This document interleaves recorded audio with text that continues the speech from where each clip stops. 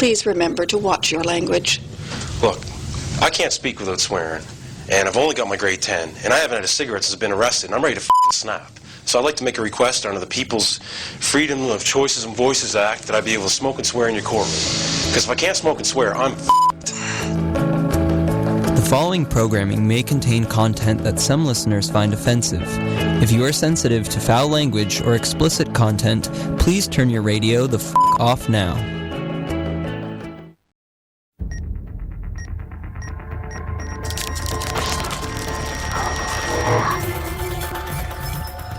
Previously on AFTN. I really hope he'll connect with David Alaba, because I think there's a guy who's got his head on his shoulders, but is able to, I think, be a quality footballer. And even people with don't have big heads, like Terry, for example, Terry Dunfield went to Man City and he got a big head. Yeah, I've heard that about him, but yeah, that's a whole other thing. But do you feel the way that Robbo handled him and brought him on his development was at the right pace, or did he get held back a bit?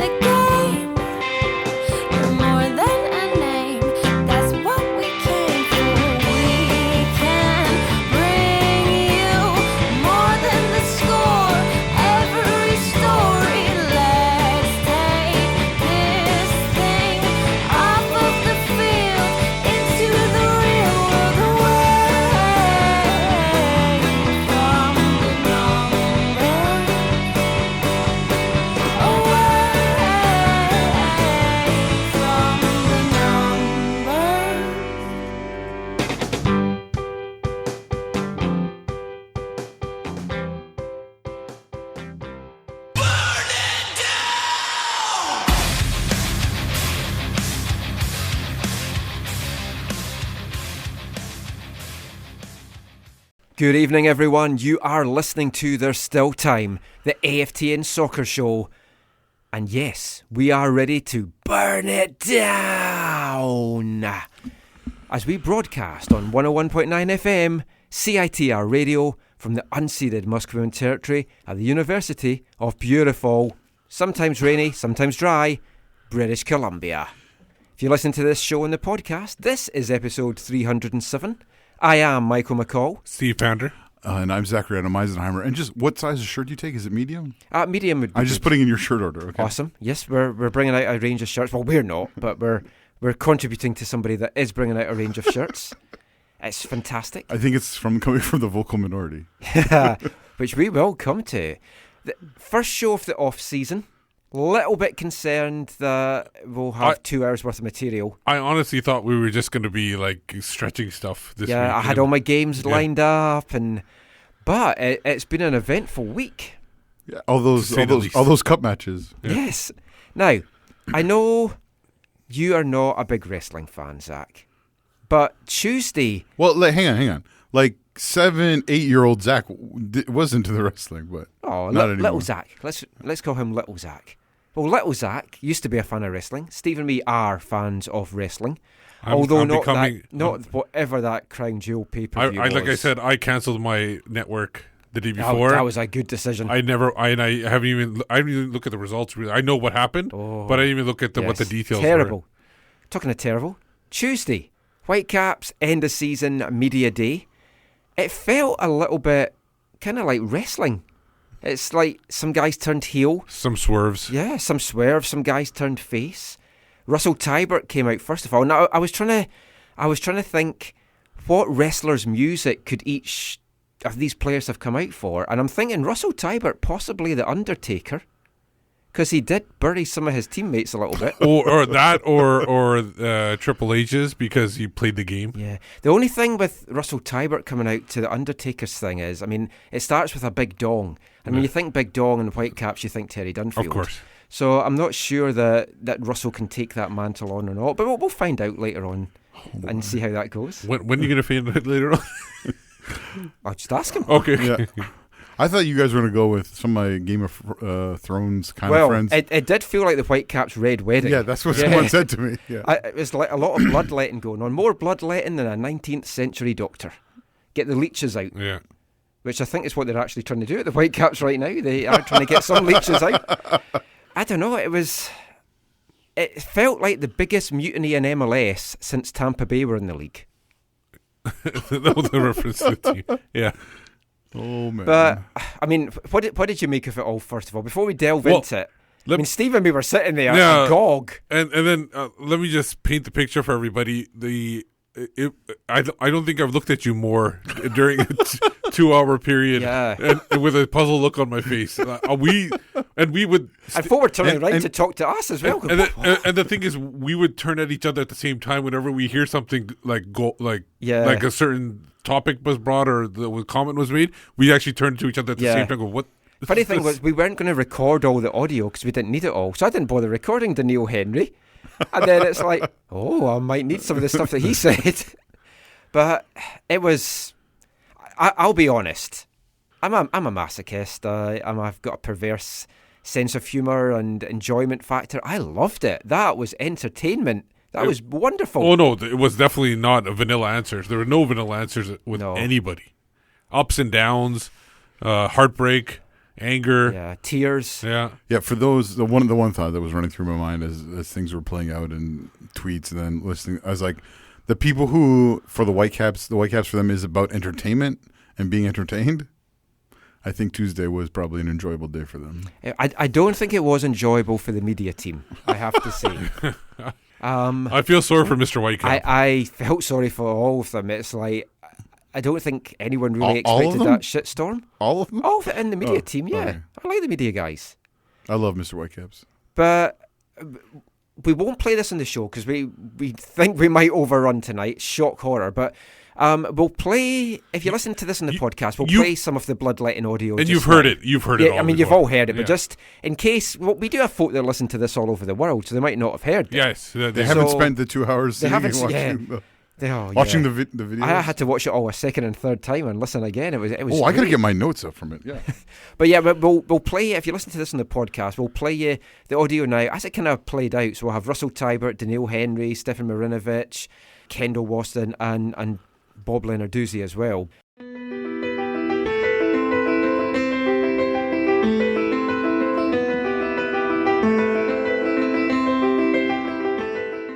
There are a few group of guys, a few members of this team that really do know what it means to be a Vancouver Whitecap, and I want to see those guys here next season. But there has been a lack of respect for the jersey in this season, and that can't happen anymore. Going forward into 2019, you have to respect this jersey and respect this club. Russell, is it a deep divide between, like you said, a couple of guys who really bled for the kid, who knew what the Whitecaps kit was all about, compared to those who maybe played for themselves? And is it a personal mindset that there's that divide? Is it a cultural thing? Is it a language thing? What is it? Because that's disappointing to hear, I think, from a supporters' perspective, when you have 11 guys on the pitch and maybe not all of them are pulling the rope the same way. Different motivations for different people, but and that'll always be the case. There's different people will play for different things. That's always going to happen. But as long as you're following the team goal, as long as you're playing for the team, and the team is first, then you're going to have a good outcome. No matter what happens, you're going to have a strong team and solid foundation in the locker room. That being said, we did not have that this year. There was moving pieces. There was guys wanting to go in different directions, and like I've said previously, that can't happen in the 2019 season. And like you alluded to, we all need to be pulling in the same direction, because if you have guys pulling opposite directions, that creates friction, that creates tension, that doesn't make for a good locker room. We do have a positive locker room here at the Whitecaps, but there's a difference between having a positive locker room and having a great locker room.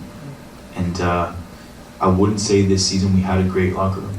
There was a divide in the locker room, and that needs to be worked on. That needs to be addressed.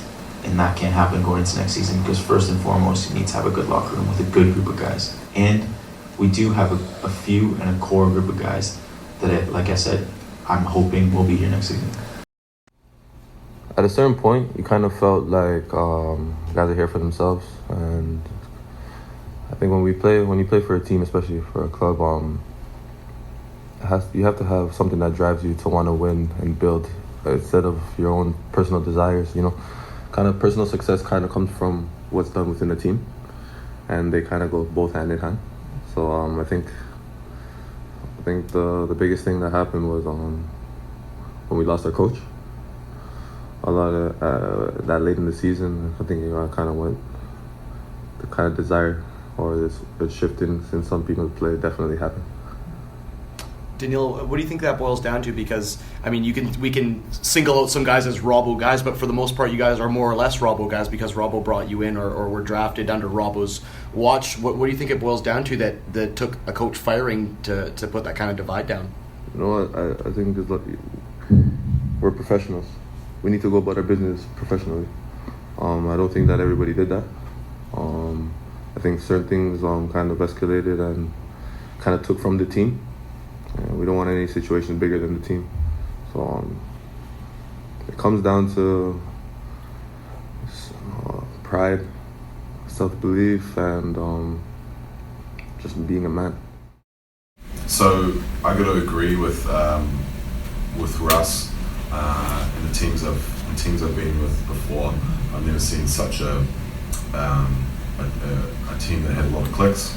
And from what I understand, talking with players here and players around the league, that is synonymous with the MLS. That you're going to have certain clicks. You're going to have some American click, or maybe like a North American click, and you're going to have a Latino click, or it definitely was apparent here. I think it's in a lot of clubs in the MLS that like that. Here it became difficult because we weren't doing too well, and they kind of became more apparent. And when certain people get away with things that they shouldn't in the eyes of the rest of the team, it doesn't really build a strong team culture.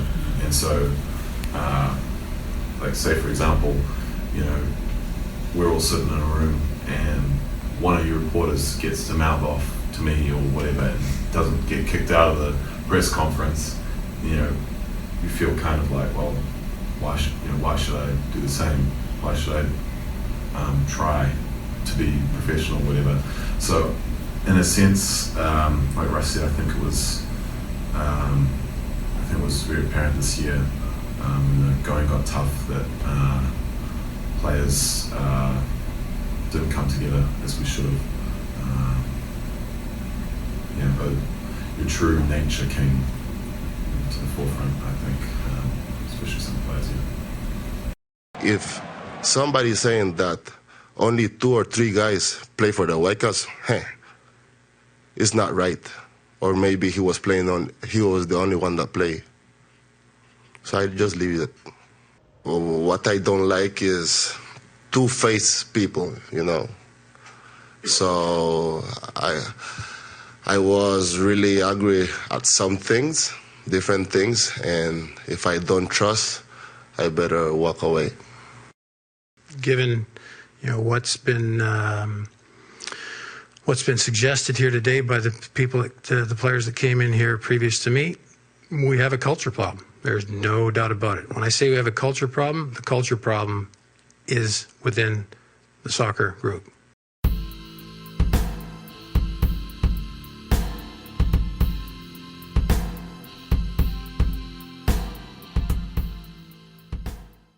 We'll talk a little bit about how it played out.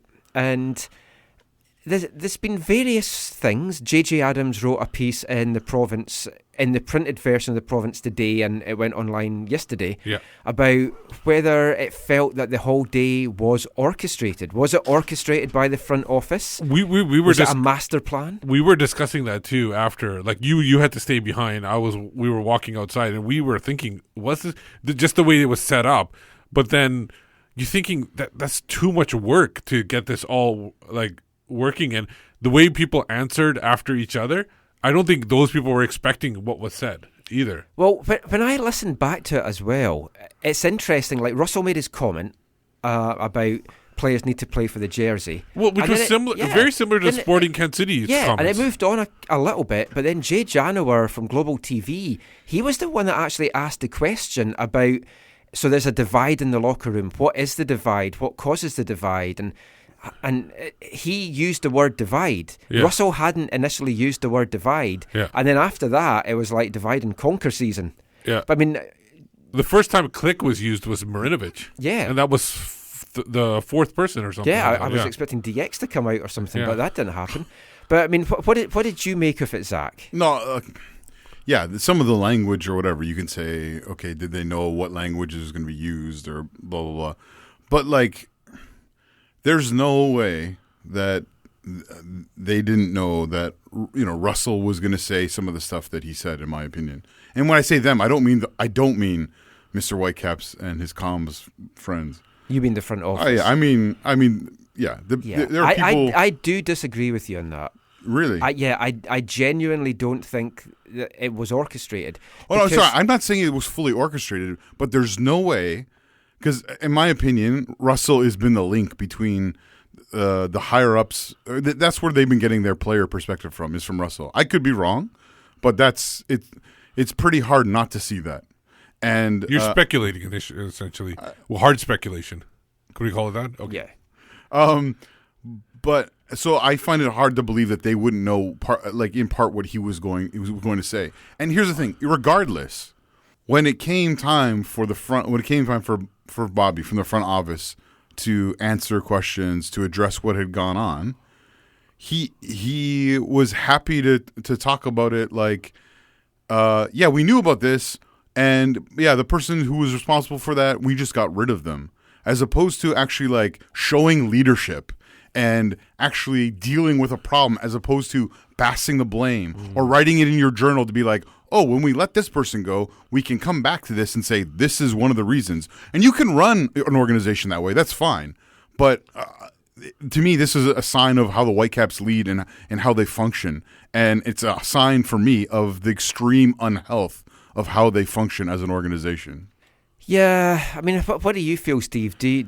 Now in the kind of the cold light of day, do you feel there was any orchestration to it at all, or was it all just natural? And I think it was more natural, but I do think that I agree with Zach that I think they knew what Russell was going to say, and I don't think Russell, like I said, did not say very much difference than what he said after the Sporting game. It was only when he was probed for a second time that he kind of expanded on it. Yeah, and the thing is what I think, and I think this is he expanded that at that time. For the Sporting game, it seemed like it was just happening at that point. Yes, but he did expand that. It's kind of been lingering there for the whole year. Yeah, I put a poll out on Saturday asking whether people thought it was just naturally player driven or whether it was orchestrated by the front office, as the Province article suggests. 316 votes in this one, so quite a good vote. 59% said it was player driven, with only 41% saying that the front office wanted this out. And I'll just read some of the tweets that the way you worded it, the front office wanted it out. It still doesn't say it's orchestrated. It kind of means that they were hoping. I did mention though in the question that it was about orchestrating. So we got a lot of like written tweets about it as well, and I'll just read a few here. Caleb Wilkins said, surely they'd have gotten everyone on the same page if they were going to do that. Then again, I suppose Russell is their intermediary, so he would be the guy you'd expect to put out their narrative if that is what they wanted it to do. Tim Altman says, well, clearly there was a divide between Russ, Henry and Labanda at least. and the others perhaps didn't care so much, so maybe that is part of the problem. Glass City says people he's talked to within the club weren't happy with this, and same with me as well. Folk I've spoken to in the club weren't happy with how it played out. He feels it looks like a Canadian clique that just didn't like the Latino clique. Manuel Veth says, having worked in football and at various football clubs for a few years, he gets the sense that it was all orchestrated. Everything the media is fed is to drive a certain agenda. But we did have a lot of people, and there was tons of these, so we won't read all these, but a lot of people saying that they don't think the front office is clever enough to orchestrate a plan like this and to pull it off. And what I will say is, like, at the end of it all, nobody comes out of this looking good. The players don't come out looking good. Robbo and his management team don't come out of it looking good. Bobby and the front office certainly don't come out of this looking good either, I don't feel, in any way, shape or form. Except for with Stefan Mrnjavic's clarification via Instagram. Yes, which was good, but not as many folks going to see that as it's all true. the other stuff. But he's the one who said, look, yeah, there are these different groups. That I think that's part of any kind of larger group dynamic. You're going to have smaller groups. But he said Robbo is the one who held everything together and kept it moving forward. Yes, and also his comment was a little bit misconstrued as well. He said it was the most clickiest thing he has ever seen. And he goes, but it was kind of, he heard it was kind of common in MLS. In MLS. The way the mainstream media put it was that they made it sound like that it was the most clickiest group in MLS. Right. When actually Marinovic was comparing it to his time in Germany, when obviously there's not that, it doesn't happen that often. There's a few tweets as well saying that the conspiracy theory stuff is kind of like out of control with focus saying that. But I think this tweet from Caleb Wilkins kind of sums it up. The idea that the front office are incompetent buffoons and also Machiavellian narrative controlling geniuses doesn't really square with each other. So I agree. It's one or the other. Yeah. Which is not good for them either way. No, not really. I mean, there does seem to be a divide though. Because if the players can't even agree if there is a divide, then it does show that there's a divide. So, I mean, whether there is a perceived divide or an actual divide, some players feel that there was a divide. And there's different views. We don't want to paint it plain black and white of the Latino players and the non-Latino players. The battle lines, you could say, were maybe drawn along that way with the way that they were speaking, because you had Stefan, Russell and Daniil, the Canadian and non-Latino guys, saying, yep, we feel there's a divide. Kai Kamara, who didn't want any part of it, and said, oh, how come the two Canadian guys rhyme the same way? Well, they were the two people. What if Marinovic had gone before Kamara? Yeah. Then what we said? Daniel Henry, I don't know where people got this, like, he was didn't want to talk about it. No, he was taken back. Yes, he was taken back. He hadn't even been briefed. He hadn't no idea what Russell had said. He just came out. And so he was like kind of like he really felt uncomfortable talking about it. He kept going really far back from the microphone. Yeah, and at that point, once it's out there, he can't. He's got to say what he's got to say. When you're on right? the spot, yeah. you've got to think of an answer immediately. But then you had Kendall Waston saying, no, there's no divide. And then players like Jose Aja said there wasn't, and Nicolas Mosquera said there wasn't when they were doing other interviews which weren't filmed. And then I spoke to Efrain Juarez, and some of you may have seen a little bit of what Effi said, because unfortunately this was a one-to-one which I did exclusively for the show, but another journalist, let's say, just decided to tweet some of the quotes out, which I'm pissed off at, because that's not really how you roll when it's one-on-ones. But we'll play the full thing now. One question, 3-minute answer from Effie on this. So here's what he had to say about a locker room divide. Russell and Daniil and Stefan talked about a divide in the locker room. Jose, I heard there saying that there isn't a divide, and it's kind of been indicated that there's the Latino players, there's the non-Latino players. Did you see a divide? Because I know a lot was made when you came here, that initially you saw that there was maybe some cliques, and then you moved the seating arrangements around and you had people more together. Is that how it transpired for you, or did you see it kind of escalate? No, I don't think, everybody trained with the same clothes, with the Whitecaps logo, so everyone represents some team, so at the end like I already say, it's so disappointed to hear that in the end of the season, because at the end, if someone wants to fix or repair something, need to do it in the moment or in the road, not after, because after is too easy talk, and it's easy talk in the press. It's easy say I love the club or apologize with the fans, when the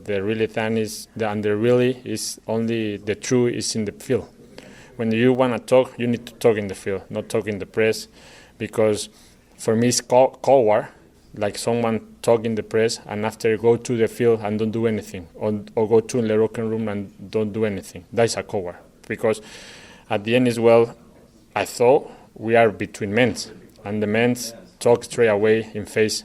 It's the thing that I born, or like my family teach me since I born. When you have something to say to someone, go and straight and say it. No go and cheat or say on his back.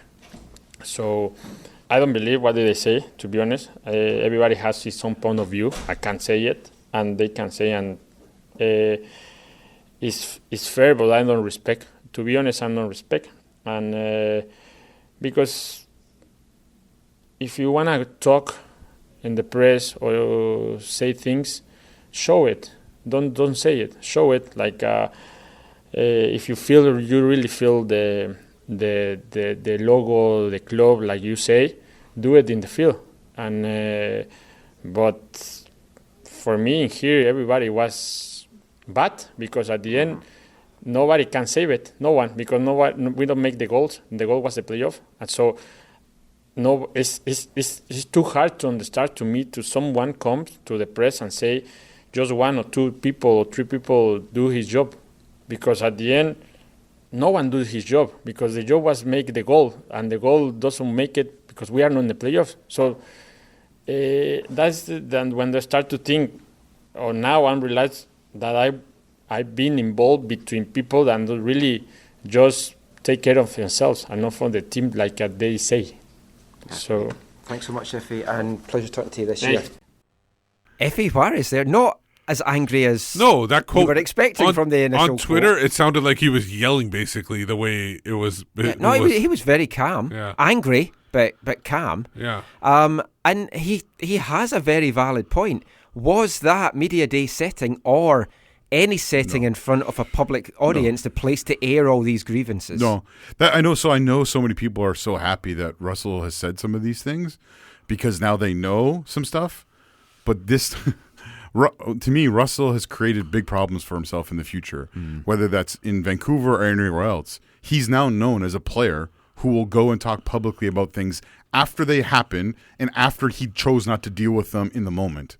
And he's going to be tainted with that amongst players. And that is the second point that Effie made there as well, is like, why wait till now? And if you did have a problem, why not deal with it in the moment in the locker room? Which, I mean, obviously has not been addressed. That's definitely a follow-up in the locker room. That's definitely a follow-up question that needs to be brought up to Russell next time he's spoken to. Like, which I think we were just all caught by surprise. I know, really. It's hard to, when you're talking to somebody and you're not expecting these answers, to follow up with something. Like, for example, we were going to do a travel segment with each of the players. And a Christmas thing as well. And a Christmas thing. And you forgot all about that. No, not even forgot. It's like, how do you ask these people these questions afterwards? I got afterwards? Aaron Mond as the last thing of the day. I was like, oh, can I ask you about Christmas? It's going to be a great Christmas special. Yeah. So, yeah, it's impossible to do that at that point. Now, obviously, like, we ask him, like, there's a couple possibilities. I'm just going to play devil's advocate. I know I agree with your guys' points that it's not a right time to bring this stuff up, but it's not right to bring up publicly. Yeah, but what if number one? What if he had tried to bring it up with Robbo and this fell on deaf ears? Okay, this is all hypothetical. Can I address that one? Sure, if you want. If he had, he would have mentioned it in that press conference. Maybe he didn't want to throw it under the bus at that point. But again, this is just hypotheticals. Or he was afraid of bringing it up because at that time he was not getting playing time, and he was afraid that. Now, this is just, again, hypothetical. Robbo was favoring some of the players, and he was afraid if he spoke up on it that he would lose more playing time. These are just hypotheticals. Like I said. Here's the thing, though, Steve. Like, if that's really what he felt, he had a decision between, do I do what I think is right and say this to the coach, to whatever, or do I just or is playing time more important to me? Yeah. Right. So now it appears like he's trying to say like I'm going to do the right thing. I'm going to tell everyone about all the problems where everything went wrong this year, and he doesn't care about the collateral. When you're saying in your hypothetical scenario that he cared too much about playing time then. Yeah. Well, now he doesn't care about the collateral of speaking up, which is to me doesn't make sense. Yeah. Well, again, maybe he just felt that this was the time to speak. Obviously, it was a mistake on his part, but we'll see what happens. Yeah, like you can't talk as a player. You can't talk about certain things publicly. Yeah, like, I mean, it's a code. It's like what goes on in the locker room stays in the locker room. There's just think over the years. There's so many things that you've heard, that you've been told, that you cannot talk about. Yep. There's so I haven't probably heard nearly as much as you, but there's things I've been told. And it's like, okay, I guess I'll tell my wife about that. Like I don't know who I can talk. Like there's no one I can talk to about this. Because there's a code. It's like it's a place like around the world. I know the media and everything get into the locker rooms here, but it's like it's a closed shop. It's like a special sanctuary really for these guys. One last thing in this part. Pete Shad was on TSN Radio. I didn't listen to this, but Steve was telling me about it. And he blamed a lot of this for the fact that there was not a decent leader in the locker room. And he said a key for him was you had this in 2016 and you had this now. And both those years, there was no Mauro Rosales. But when Mauro was here, he seemed to bring the Latino guys and the other guys in the squad together. He was essentially the difference, yeah. And then he said 16 and 18, all you do is you swap Juarez for Perez. Yeah. Now Juarez was meant to be the guy that did that, because Robbo talked about how he did that, and the thing about getting them all to sit differently in the eating area and moving the chairs about and stuff like that. Maybe that wasn't enough, and he wasn't. Maybe Juarez either wasn't able to control it or whatever. And Juarez lost his place in the team and wasn't maybe travelling with them, so who knows what happened on the road as well. But I mean, last bit, Juarez is on a contract to come back next year. As is Russell. Yeah. I mean, I think we all pretty are sure that Efrain Juarez is not going to be back. But if they bring him back and they can't move him on and they have to bring him back, that is an awkward first day in the locker room at pre-season. In one sense, I think it's going to be awkward for Russell with anyone who's back, other than maybe Danielle. Yeah. I mean, even Kai wasn't overly enamored. I don't think he was impressed. As a guy who knows what it is to have discord in the locker room. And what if you haven't moved Kendall on by that point as well? So, I mean, there's all those things.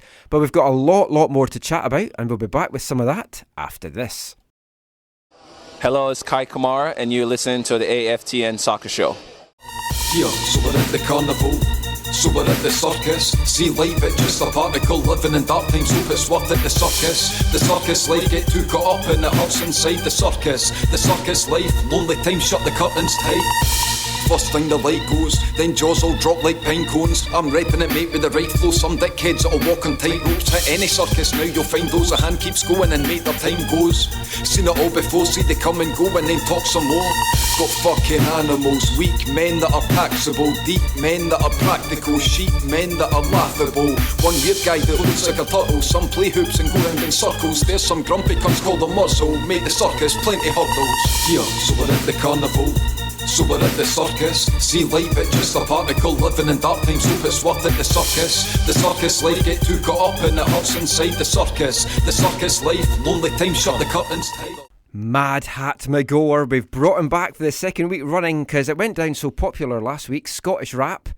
That was the circus, which felt very apt because it felt like a bit of a circus on Tuesday at Whitecaps Media Day. You are listening to the AFTN Soccer Show on CITR Radio, 101.9 FM, broadcasting from the unceded Musqueam territory at the University of beautiful and national hosting, British Columbia. Wasn't so beautiful on Tuesday. No. So much more to talk about. So, there clearly is some kind of a divide. Or there's a couple people with a different perspective on how they've seen things play out differently over the course of the season. Now, did it come before or after Robbo's sacking? Now, Bobby said... Well, Steve said that Bobby said on TSN, which I haven't had a chance to listen to that. Oh, no. Was it in TSN? No, I asked the question. You asked the question. I asked the question of when did the front office first hear of this divide going on in the locker room? Because it was after he said we had heard there was a divide going on. So I wanted to know when it happened. And I could have sworn he said a third into the season. Yeah, a third into the season. So he did say that. So he did say that. Right. And then I wish I could have followed up. He was sort of like, I can't remember, but roughly a third into the which is like 10, 11 games into the year. Which is like April, May. Yeah, somewhere around there. Which is interesting. On Sportsnet, he talked about specific. There had been an incident 3 months ago that he had to speak to Robbo about. Obviously, he didn't explain what the incident was. Yeah. Stefan Marinovic had talked... Oh, can I guess? Or no, I'm not allowed to guess. Oh, I think we could have some cracking guesses. Let's open that up to Twitter. No, actually, let's not. No, but do you think if I guess I'd get it right? Maybe. Oh, okay. What do you think the incident was? Well, I don't think I can say. The guess, you can't say the guess even. That's how bad it is. I mean, Stefan Marinovic kind of basically said that as well that something was said in the locker room and gave a kind of analogy of what if one of you journalists said something and then wasn't kicked out for it, and then the rest of you would think, well, if it's all right for them to say it, why can't I say it? So obviously I take that to mean someone disrespected the coaching staff and maybe spoke up against them and got away with it. Or another player. Or another player, yeah. But then senior players are expected to have a go at other players. What I found baffling was that Bobby was so honest. That's not what's so baffling, but when he was asked, did the front office know about it? And he was like, yeah, we did. And when they said that, we all looked at each other like, oh, I wasn't expecting them to say that they actually knew about it. Yeah. That's what I already said, like what I said earlier in the show, is like, it was like, yeah, you knew about it. And then I think his follow-up was, yeah, and they were like, why didn't you do something? We had a management team in place. We had a management. What he said. He was like, it was their fault. This is This is all their fault. That's why we fired them. Now, playing devil's advocate on that. Why is everyone into Satan on this show? I've always been. That's right, Goff. Yeah. It was Halloween this week. Yes, or my wedding anniversary, as it's also known. Which is, I don't know, 2 hellish nights in one. But playing devil's advocate. If Bobby said, oh yeah, we knew about it, so then we tried to get involved, they would then be saying, why are you getting involved in the running of the team? That's not your job. That's the management team's job. But you can say you know about it. You don't, like, it was the follow-up comment of, yeah, it was their responsibility. Yeah. I do feel, though, it is the coaching staff's responsibility on the whole to nip things in the bud that's going on amongst their squad. I do feel right. So, okay, but here's Robert should be like, look, there's a divide here. We need to get to the bottom of this and get all this sorted. But this goes back, Michael, to the whole issue of, it appears the only people who have ever been accountable in the MLS era are the coaches and the players. Yes. Yeah. You're ultimately responsible for those people, and there's no accountability for you. No, 100%. And I even think it goes a little higher, even. I think it goes up to the ownership level. Like the ownership, if the front office was hearing about this a third of the season, and if it was like they heard about it, they should have been going to ownership and telling them about it. And what do ownership make of what they heard on Tuesday as well? I mean, they must be thinking, what is going on at our club? Or you were hoping they're asking the questions, what is going on at our club? In another sport, it just happened this week or last week. I can't remember. One of these weeks, it was a team. Well, the future owner of the Columbus Crew, the coach and the offensive coordinator apparently were clashing. The Cleveland Browns? Yeah, Cleveland Browns. And then they essentially fired the head coach and the offensive coordinator. Both of them gone because they were clashing. They didn't want that anymore. So they basically got rid of both of them. And that was like, 8 games into the season this year? So ownership has done this in the past where if they feel like something like this going on, they jump in and they cut it out. Whether it's just talking to the coaches and the players or doing something else, but it doesn't seem like it happens here in Vancouver. Obviously, Kerfoot, we see his son playing, but we don't know. we don't. Yeah, I mean, there's no visibility. No, there's no visibility at all. You would have hoped that some of the owners may have gone on local radio to address that situation this week as well. But it looks like they didn't know about it. Like Jeff Mallett. I mean, after they've heard it on Tuesday, they had all this rest of the week to go on radio and talk about it. Yeah. Jeff Mallett sounds like a very smart guy. He's obviously done great with Google. He's San Francisco Giants. I think he's former owner of... Former Derby. Yeah. So he's obviously got his hands in a lot of things. He loves living down in California. But so that means he's not going to be here every day to oversee the thing.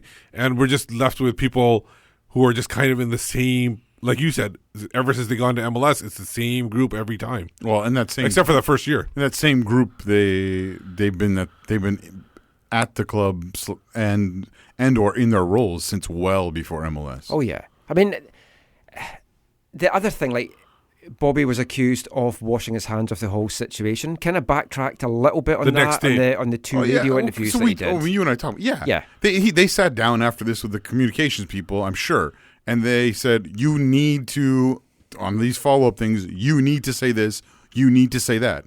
People were crying out for the fact that he took no responsibility. So what's the first thing he says? So to me... Yeah, because it was the whole soccer... It's all the problems, all the divides in the soccer The front side. office is fine. It's the soccer ops people that are the problem. Well, lower than us are the problem. Isn't he part of the soccer ops? He's the head of it. He's the head of it. But but to me, the real Bobby and how he really feels about things, you saw on Tuesday. On the follow-up on TSN and on Sportsnet, Spin Cycle. That was hey, we got to fix some problems because there's problems with the reality of the truth of what Bobby you has said to me before that sometimes your he's real words he just lets his mouth go when he's doing interviews. That felt like Tuesday. Wednesday and Thursday seemed more like careful. Okay, this is really what we need to see. It's here, a problem, as you say. Yeah. And the thing is panic. My biggest pet peeve on that day, and I know you had additional questions, but the interview with Bobby was cut off. Yes. Yeah. And I got to get him out of the fire. When it's end of the season. Now, I don't know. It was 27 minutes, though, to be fair. I don't know if the media ops, when something like that happens, it's gonna last a while. I don't know if the media ops cut it off or Bobby gave some kind of hand signal. Like to get him off, some kind I thought I killed it with my question about Fresno. Didn't know that was going to be the last question. I would have had a better one. Yeah.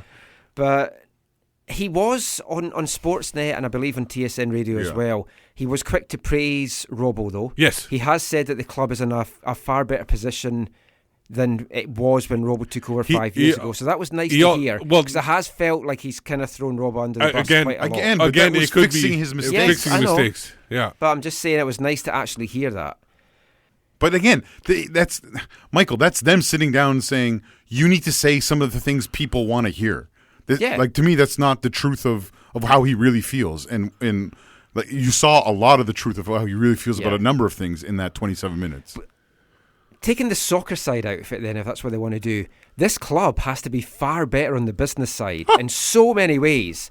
Whether it's going from sponsorship to get, and I've got another possible arm sponsor, Endy, the mattress company, so it's not so obvious you've got a Bell Endy. Yeah. So I think that would be quite good. But just the whole business side.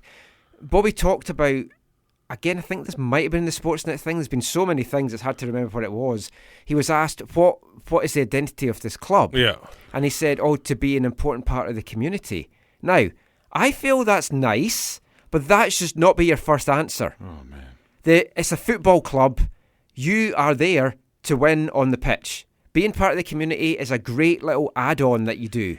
That's not your main thing to do. This is a drastic problem, right? When you don't know who you are, how can you do anything well? Yeah, and Russell talked about there was no identity. But Russell too. Like Russell too. His answers or his talking about that didn't line up with what he said a couple weeks ago. So after the coaches were gone, they were like talking, and he's like, "Yeah, we know our identity. We know who we are this year. We're trying to play on the counter. We're trying to score more goals. This is who we are this year."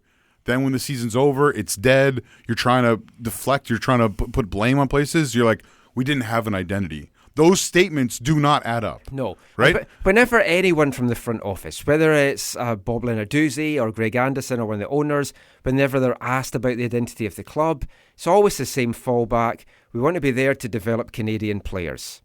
Which is another problem because they say that publicly. And then they don't do it. And then they don't do it, and they create barriers to it. Right. Well, it seemed like that was another thing that he wasn't happy with the coaching staff, that they weren't playing the younger players. I do feel the barriers that's there have been put there by the coaching staff. No, because that was the question I actually asked him. I disagree with that a little bit. Does the coaching staff play a role? Yes. However, but when you say publicly, one of the things, like you said, they always say about this, we want to develop Canadian players.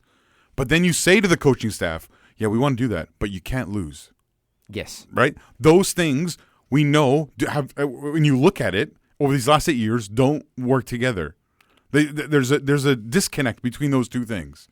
In my opinion. And luckily for Bobby, this year, New York Red Bulls are atop of the one conference, and Sporting Kansas City is top of the other conference. Which he loves. He talked about lots. Yeah, I know. But we'll come to that, and when we do our MLS roundup, that plays into their hands wonderfully. But they don't.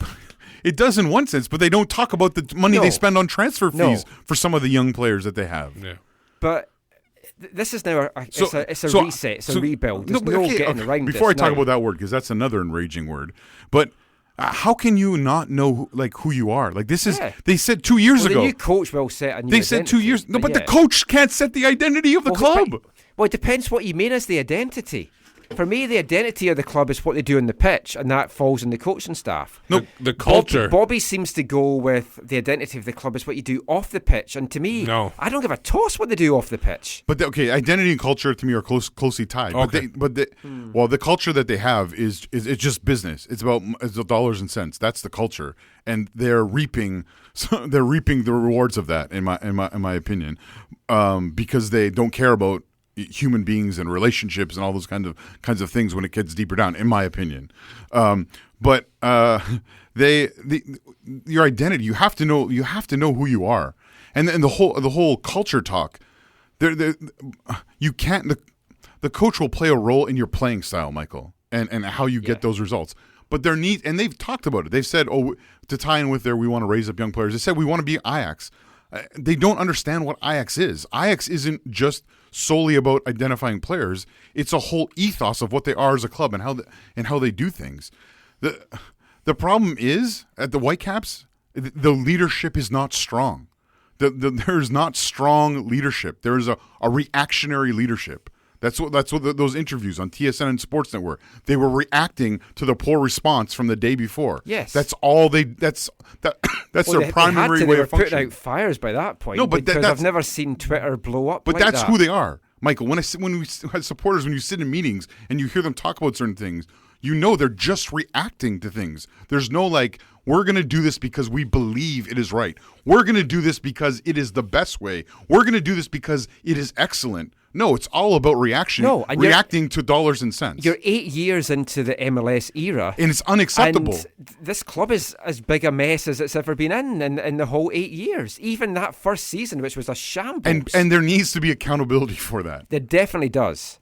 And it's what happens then with that. Now, one thing we have to say, though, it did get them on the front pages yes. of the papers, and also the Canucks were playing in Chicago, and all they could talk about was the Whitecaps, the radio station. So I know all the radio guys were leading with that. Yeah, now because it was juicy stuff for them. Yeah, the culture thing. I was going to come to that in the next part, but mention that now. The culture thing. That was one of his quotes. He said, "We have a culture problem here at the club." Culture for me is set up the top. You can read into that in a lot of different ways as to exactly what that might mean, but that's a scary thing to hear. Culture starts at the top. At the top. And by the people who have been there the longest. And those are the people at the Whitecaps who have set and created a culture that is not positive and that it does not help them move forward. I'm going to say even higher than that. That's the culture is set by the ownership. But the ownership, because they are publicly... the primary owner is publicly not visible. As the default to that is the people they've made visible. Yeah. And that is Bobby, that is Greg Anderson, that is Rachel Lewis. So to me, this still falls on the ownership. True, but ownership is not going to take any. They're not going to take any. They're not going to be accountable either. Maybe the problem is the pressure hasn't been put on ownership instead of it always being put on the front office, and the front office feels, because there's no pressure on the ownership, that they can get away with anything but you could put it. But those front office people, they are protected by the system that they've set up. Yeah, they're protected by it. Oh, I agree with that. Because it's always a group or it's always the invisible hand. Yeah. But who sets that up? That's what I'm trying to say. Yeah. Now, this could be the end of this section with this next question that I'm going to ask, because this could be a 10-minute rant from Zach possibly. But we talked in last week's show about the banner. The Three Stooges banner. A vocal minority. Yep, that was brought up, I think, in question number 5 by Jay Janower's initial opening barrage to Bobby. I laughed when Bobby said, "Oh, the artwork wasn't very good." I mean, that was a funny line. But you could, but it wasn't. It didn't capture the Didn't capture the likeness because it wasn't well. even their likeness. I looked at the thing. It was it was actually a proper Three Stooges. Yeah, it was. So with their names. The thing is, if you watch the video, you can tell it bugged him. You can tell. That's why he made the joke to deflect. You can tell, in my opinion, you can tell it bothers him. And the way he responded to that series of questions, you could tell it bothered him. The biggest problem with what he said was, he said, the people who feel this way are the vocal minority, and they're not important to us, is what he said. The problem is... He didn't say those exact words. He implied that. I know, I'm just wanting to stress it's very he didn't say those exact It's very words. implicit, though, Michael. Yeah. They're the vocal minority. I don't care what they say. I'm staying here. I have thick skin. I'm staying here.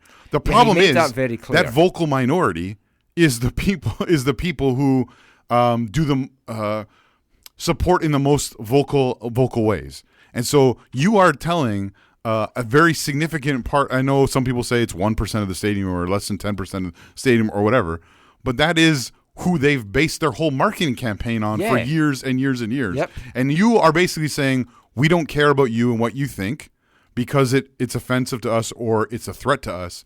And now they're going to have to deal with the fallout of that. And it goes back to Carl Robinson's sacking. If you look at the social media responses to stuff, and usually I wouldn't say, go read all the comments or whatever, but if you look on their social media, the responses to that, the two key responses were this. They were, "We're happy that you made this decision, but Bobby has to go," or "The wrong person went, Bobby has to go."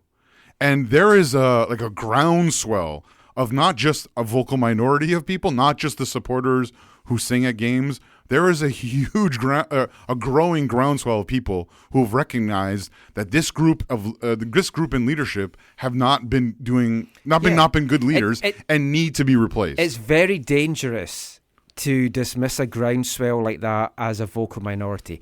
What I will say is the supporters groups, in the grand scheme of things, considering you get 22,000 in the stadium, are the minority of the overall fan base. But so that I get that. That's why they like to play minority number. But remember, they like to play on that, and I get that. If you want to just go on one thing, and we talked about it when Robbo was fired, when they did that poll on a mainstream radio station, first thing in the morning. Yep.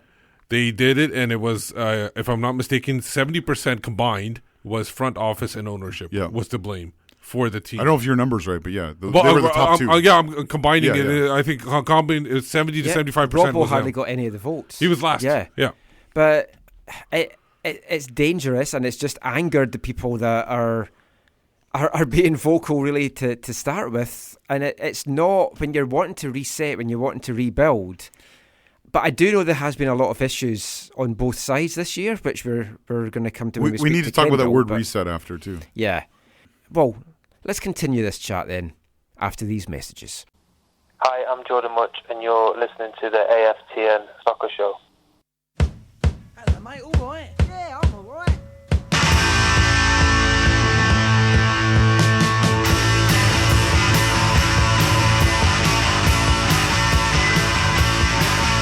For once in my life, I've got something to say. I want to say it now, but now is today. Love has been given to grab and enjoy. So let's all grab and let's all enjoy.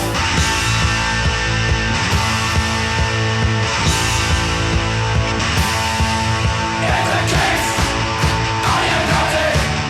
Then we'll never be divided. In the case, are you naughty? Then we'll never be divided. Sham 69, if the kids are united, they will never be divided. So not the Whitecaps locker room then. That song definitely not about them. Maybe they can play next year. Maybe. You are listening to the AFTN Soccer Show on CITR Radio, 101.9 FM, broadcasting from the unceded Musqueam Territory at the University of British Columbia. So, continuing all this Whitecaps chat, so much more to get. Reset. We talked about the reset, and it feels like it's going to be a reset. And Zach, you hate the word reset. What word would you rather use then? Well, it's not the rebuild. Word. I prefer. It's not the no, word. It's not a rebuild because in soccer you don't rebuild. Rebuild is like 3-4 year program. So you can't really call it a rebuild. A reset makes more sense because you're resetting all the players and the team. It's not the word in and of itself. Yeah. It's just the frequency with which I've heard this word from the Whitecaps front office. Oh, I got you. Whenever there's been a problem with the supporters. Yeah. So you've heard it so many times. Because I haven't heard them use it publicly. We reset our relationship. Oh, no, yeah, we I've restart heard that a few times over and over again. And now they said it, I think, at the town hall at least once, Michael, if not multiple times. Yeah. And so it's a word you've heard a lot, yeah. and you're getting tired of it. It was meant to be a reset, that whole town hall, and then everything went to shit after it. It's like the little boy who cried wolf. Yeah, you stop listening when they you know. And you do want to stress that you do like Bobby. No, we were talking about this in the break. Yeah, no, like my problems with Bobby Lenarduzzi are not like I don't not like him as a person or think he's a bad person or anything like that. I just don't think he should be in the role that he's in based on how he's performed in that role. I don't think Vancouver Whitecaps FC can progress in the way they could under his leadership. And so I don't say that like to be mean or to not nice to him or whatever. I think he's a terrible person or whatever. I just don't think that they can move forward in the ways that they could if someone else was given the opportunity. So you're here to hear first. Zach wants Tommy Swan back. No, what? That's not even funny. No? Paul Barber he was back. Paul Barber. Paul Barber.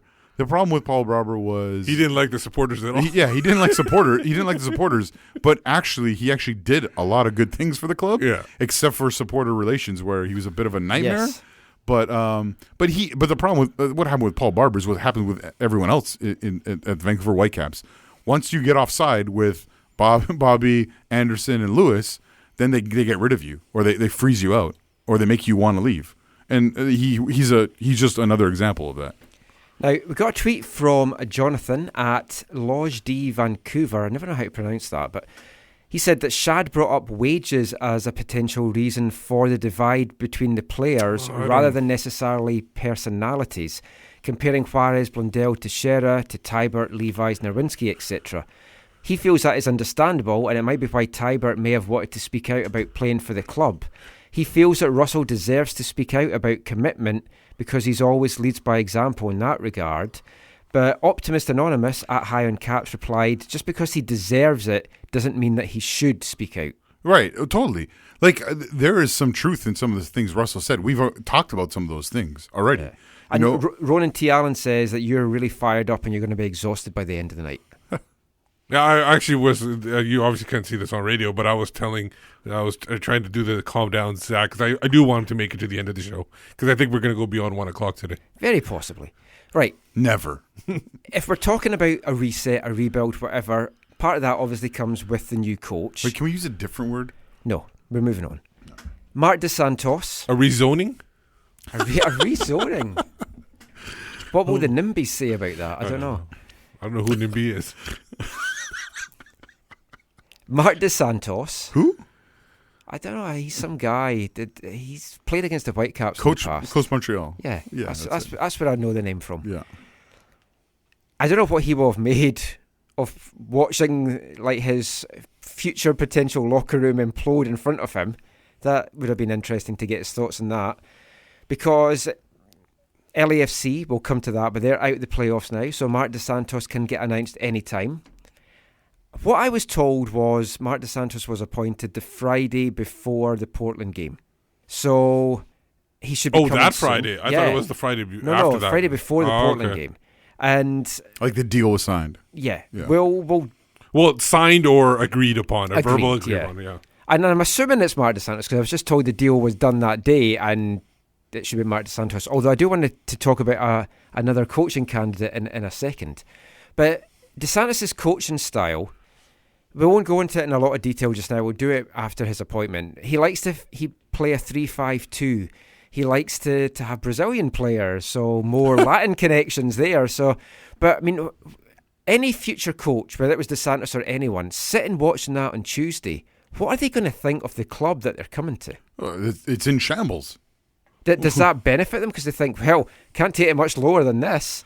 When you've got all the soccer community in North America saying, I've never seen anything like this. Yeah, Yeah, there's one sense. Yeah, it's at a low point, so it's not going to be hard to bring it to a high point, to get it higher than where it is right now. Yeah.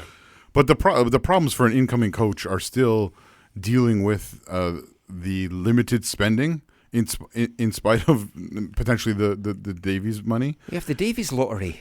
And that was another more money. There could be additional. That was money another phrase that Bobby says that people misunderstand. When he says the coach has final decision on the players. Yes. Final say. Right. Final say on the players. That's right. Final say on the players. But then again, he doesn't talk about DPs. So it's not like the coach. They have to get run by the committee. Right. But then it's up to the coach to say, okay, I will sign them. Right. And so, but he said there has to be an ask, and that it is the committee that will decide if that player fits with them, or if they can accommodate, or forget with some kind of word like that. So whoever's coming in has to deal with that. And I you have to think anyone coming in who has any type of connections in North American football knows who these people are and how they function. Yeah. And I would expect Mark DeSantis knows that. Very much so. Even and even if he's coming, somehow he must think he can work through or around or change that. Bobby has hinted several times now that there's going to be a change within the front office, which, from reading between the lines, it has to be a technical director. And if it's Mark DeSantis, or his it could brother be, Philip fits that role it perfectly. It might not be officially a technical director. It could be a scouting staff. Yeah, he has talked about that before. He still has John Park over in Glasgow doing his scouting. Yeah, from his house, probably. Yeah, probably. I could do that. The same accent. Well, didn't you do that in your other role? I've done it for TSS Rovers. Rovers. One of your 8 hats at TSS Rovers? We've never made the playoffs. Let's move on quickly from that. My scouting's clearly not that great. But no, I mean, he has hinted at what I take to be a technical director. Philip DeSantis has served as a technical director, and to his brother, he's got a lot of contacts. He's been the assistant to, I think it was Nick Dazovic in the U20s of Canada. So he's got a lot of connections. So that could be the crucial bridge that would make someone like Mark DeSantis come here, because he's got someone else that he can bounce things off. And the thing is, DeSantis, you were mentioning, like, you know what he's going to inherit when he gets here and everything, and what he's going to have to deal with. About 4 players by the looks of it. Remember, he's the one that led a team to a championship where, although they didn't announce it officially, I'm sure there were rumors that this team was not going to be lasting through the year. Oh, they knew before they played the championship. So there you go. That was and I'm sure he's even before that. Oh, yeah. So they knew the rumors. So he was able to lead a team that knew they had no future. So he's used to a shambles.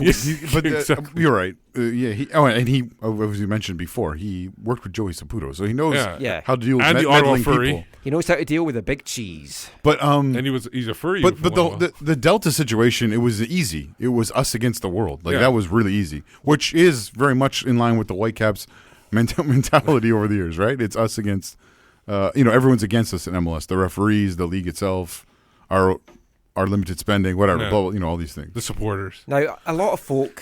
I mean, the view in DeSantis is mixed. There's folk that wanted a bigger name. We talked about all this last week. Go and listen to that show. Episode 306. It hasn't just been a case that the Whitecaps have just had this one guy and it's like, okay, that's the only guy we want to talk to. They have talked to other candidates. One we know of for sure. One we definitely know of for sure. And I'll go over a little bit of the details of that and you now. could have helped me with my dental problems. Yeah, we talked about it on a previous show. And we weren't really sure initially where it came from. So we did a little bit of digging. Yeah, the Icelandic guy. They did speak to Heimer Hallgrímsson, the guy that guided Iceland to the Euros and to the World Cup. So that would have been a big name international manager. But it's not just the fact that they spoke to him. What we've been told is he first came on their radar in about August. So whilst Robbo was still around. He flew to Toronto. But Michael, they weren't thinking about people. No, I know. It's Come on, Michael. So surprising. He flew to Toronto to watch the second leg of the Voyageurs Cup game and was still interested, amazingly, after that. Oh, my. Then he flew to Vancouver to watch the game. And then that was it. And then Robbo got sacked. Now, I just want to just clear it up a little bit. The information was that the person, they found out. His group found out that Robbo was getting fired in August. and so he went on his own to study the team. He was studying the team on his own his accord. own. On Yes. his own accord. Yes, the Whitecaps So didn't fly the over. Whitecaps didn't fly him because it sounded like you were saying that. Oh, yes, sorry, I was not getting that. Yeah, he flew over just on to his have a own, look. and then he flew to Vancouver to study the team in person and on tape too. And then chose not to. And then Well, he interviewed. No, they did a phone interview with him, liked what he was going to bring to the table. So then he flew to Vancouver, met face-to-face with a couple of the owners, Greg Anderson, a few other people in the Whitecaps. He'd been studying the team since August, so he knew all about it. He thought he was getting the job, but then was told the Friday before the Portland game that, nope, sorry, we've appointed someone else. Wait, did you say this is Frank Yallop? Because this is eerily familiar. The Icelandic Frank Yallop. Does Frank Yallop do dentistry work? With his right foot. He's probably knocked a few teeth out before. Watching some of his teams, so has maybe wanted to pull my teeth out, I've got to say. So it's not just that they had looked at DeSantis, they have looked at other candidates. So he would have been an interesting one. But I do like the appointment of DeSantis. So aside from... If it's him.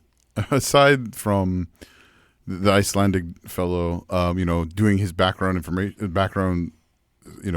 studying of things, which is smart, I think the FO, this is good for them. They will this is the kind of information they'd want out there, that we search for. It wasn't them that told me. No, I'm not saying. I'm not saying it was, but this is the kind of information they will want out there because, like they did last time with Bob Bradley, they wanted everyone to know. Well, we had Bradley, like we were in for Didier Drogba, and it kind of makes them look like they know what they're doing and they're connected in the football world. I can list a lot of players that they were in for. I can probably do this now.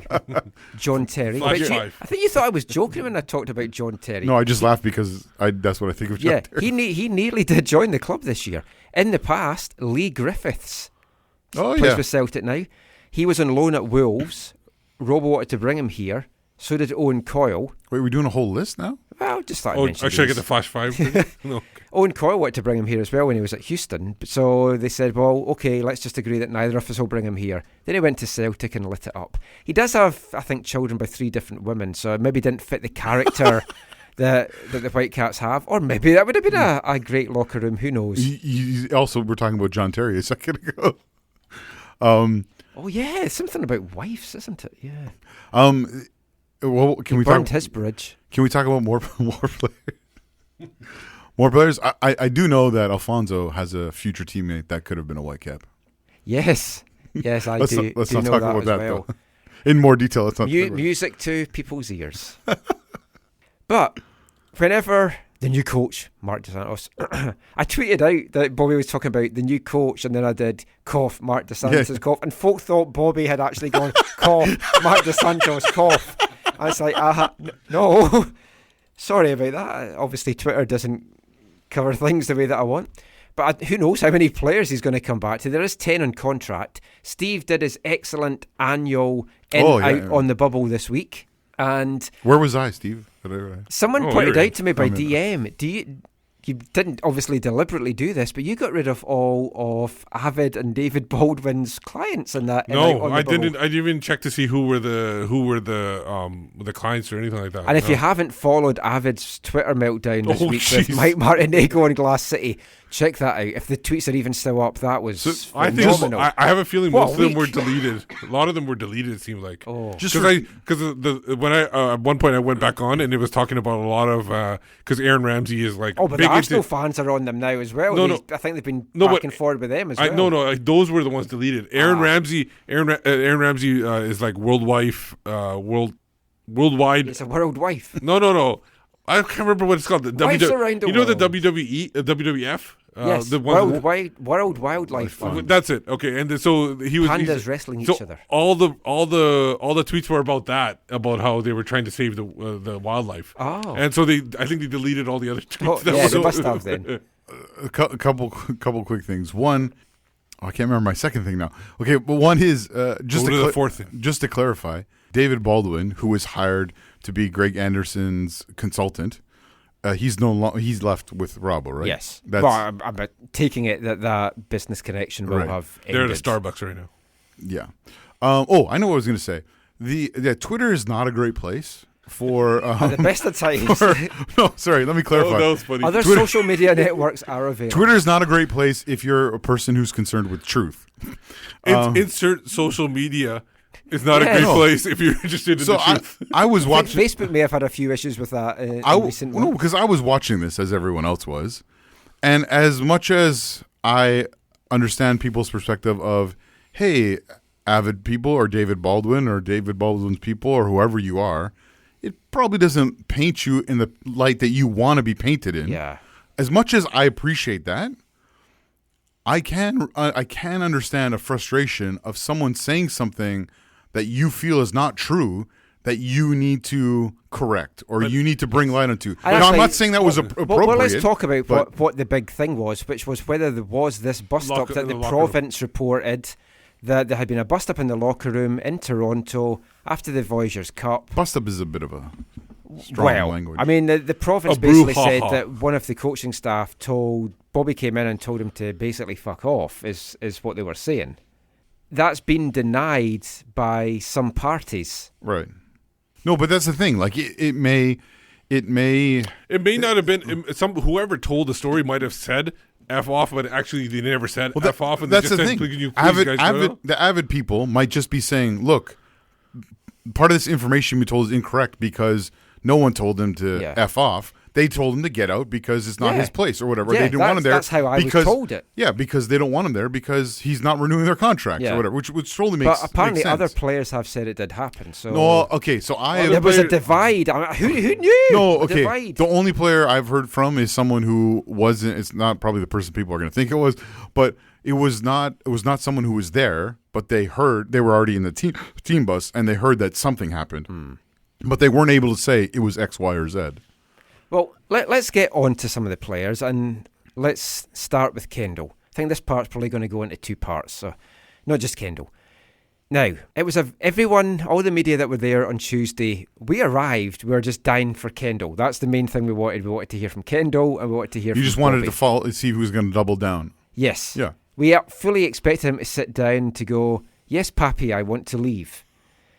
He didn't say Pappy, but he did say he wanted to leave.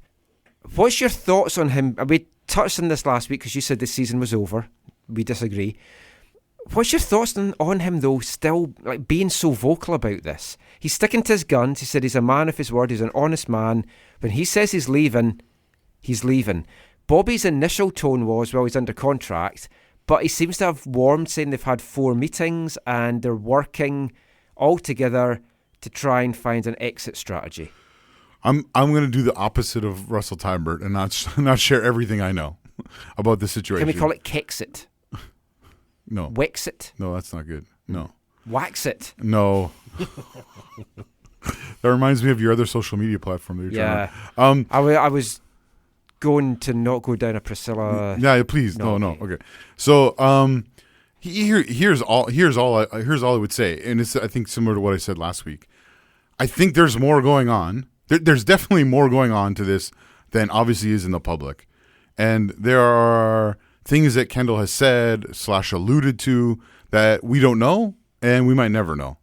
And I'll say it this way. I trust Kendall Wasson. I trust Kendall. I know the guy. I've spent time with him. I trust him. You've broken bread? I've broken bread with him multiple times. It's been great. Glorious. Wonderful. Not great for the bread. No. Well, yeah. So when he says that things are kind of untenable, it's not possible for him to move forward here because of things that have been done or said or whatever. I trust him that they are significant enough that that they make his family feel unsafe or unwelcome or whatever. And I, even though I would disagree with you guys on the timing thing, I'm okay. Like, I understand people are upset, and I understand how that plays in North America. I understand how that plays in this city. But I don't begrudge him. I don't begrudge him that because I know there's more going on. There's more going on there than we'll probably ever know. Yeah. And I'm not saying I know everything either. There's more going on. He did make the comment, which we played. If you're listening to this in the podcast, it will be in the audio we played in the first part. Oh, but everybody's heard of this. Yeah, everyone's probably heard it anyway. Yeah, I don't even know why I said that. He did make the comment that he doesn't like two-faced people. Yeah. Not a fan of Batman movies, clearly. No. What did he mean by that? I asked Bobby. What did Kendall mean by that? He goes, it wasn't me? Yeah, it was like he turned all shaggy. Kendall pointed fingers. It wasn't me. I don't That's know more if like a it's- Muppet. yeah, I I think. don't know where he got that Is that a Shaggy song? Yeah. Do you not know Shaggy? I know who Shaggy is. Okay, yes. I just don't know all his music. That was his most popular Shaggy one. is the Mr. Fantastic. Yeah. Blah, blah, blah. You calling me Mr. Fantastic? Actually, I'm not even sure now. Yeah. It was a rough He time also back drove then. around with Velma and Daphne in Yeah, the Mr. I know Machine. him. Yeah. Yeah.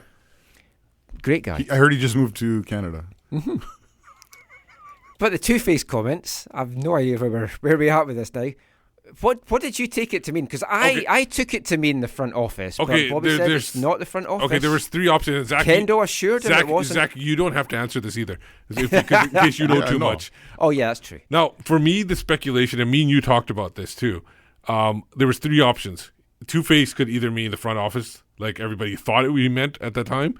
It could also mean the players in the locker room, that he didn't like the way those spoken. And I'm sure he was even speaking of stuff that came from the Kansas City game, that he probably from then that it was stewing in his mind.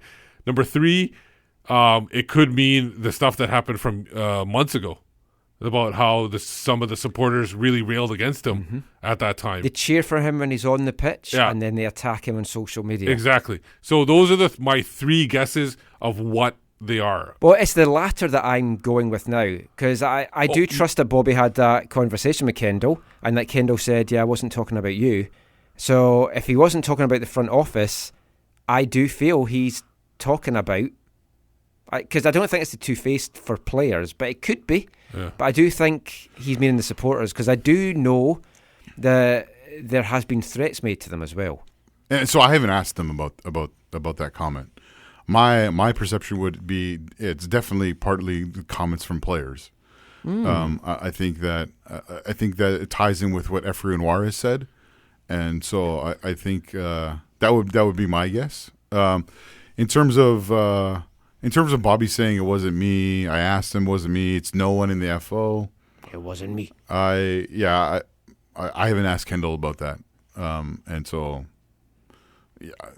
I do hope we can maybe get a chance to sit down with Kendall and have a little chat with him before he leaves, but I'm thinking that's probably not going to happen, judging by you shaking your head. Yeah, I'm pretty sure by the time this podcast comes out, they'll be gone. Oh. I think, but don't quote me on that. But there are telephones. Yes. Anyway, we'll be back with some more chat about some more players after this. Hey, it's Ivan Runovic, and you're listening to the AFTN Soccer Show.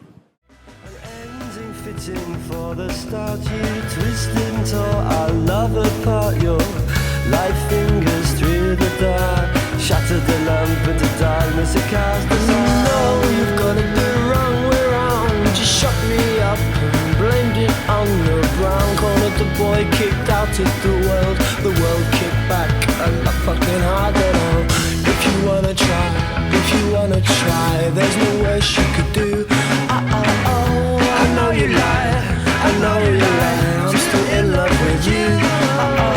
Can't take me anywhere, I'll take you anywhere. You can't take me anywhere, I can't take you anywhere. I'll take you anywhere you wanna go.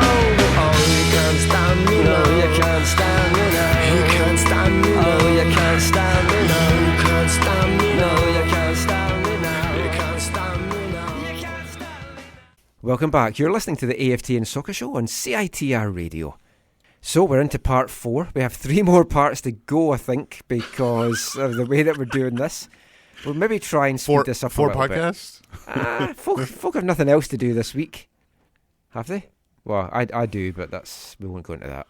Hopefully I'll be here next week. Oh, yeah. Yeah, I'm going into hospital on Tuesday, so hopefully I'll be back next week. I'm out of town. I can't even come visit you. Oh, hopefully I'll be out the same day. I'm hoping there's nothing going to keep me in a little bit longer. Sorry, I shouldn't. I will be out of commission though for Tuesday, so my Twitter might be quiet. Maybe. We'll see. Can I tweet from hospital? I don't know. We'll find out. So. They have Wi-Fi there. I don't know if you're allowed phones. And if you are now. Yeah, you are now. Yeah. Talk about some of the other players. Now. Kai Kamara. Who I had a really good one-on-one chat with after he did his scrum, but we're not bringing you that tonight. We had a nice... It had nothing to do with it. No, we had a nice chat just about his charity work. I really enjoyed Kai Kamara. Yeah. I hope he's back. I don't think he will be, but I do, we talked last week, I feel they're going to lowball him and try and get him in on the cheap. Kai himself has kind of spoken to a few of us, kind of not on camera and stuff, and he doesn't even know if MLS is in his future plans because he wants to do what's the best for his family. Right. He just wants to win a championship. That's what he wants to tick off his to-do list. It sounds like he wants to win MLS Cup. He'd love to win the MLS Cup, but failing that, he'd like to win a championship. Staying another season here, I don't know that that's an MLS Cup winning side. Can any coach turn a team around? Did he start with Kansas City, or was that his first team, or was it San Jose? His best years were in Kansas City. Yeah, I mean, who knows if he'll be back? He does have a home in Kansas City too. I'll say best team years were in Kansas City. Second best ever season. I listened to an interview he had done when he first arrived here when we spoke to him in January, and he said he still had a lot left in his tank because all the questions that were coming from some of the guys were about his age. He's 33. It's not exactly an old man. And he's sure he has a lot left in his tank. I still think he does. We won't go into it too much because we've talked about Kai a lot, but I hope he's back. He started with Columbus, actually. Another guy who knows what his future holds in store is Stefan Marinovic. He said he wants to be... He'd be excited to be part of a rebuild or a reset. Or, as Whitecaps Scarf suggested, redeployment. When you edit this, if you could just bleep out reset every time, I think that would be helpful. I think that's why it's explicit. For reset. But Stefan also said, and I took this, and Steve did as well, as a little dig at maybe at Robbo, he'd like to be part of a team that maybe puts defence first. Not as an afterthought. Because I asked him, and and the thing is, it actually got the biggest laughs of the day because he I asked him. I started off the question with, "I don't want you to throw anybody under the bus," and he responded with, "Oh, that's a great way to start a question." And that was really funny.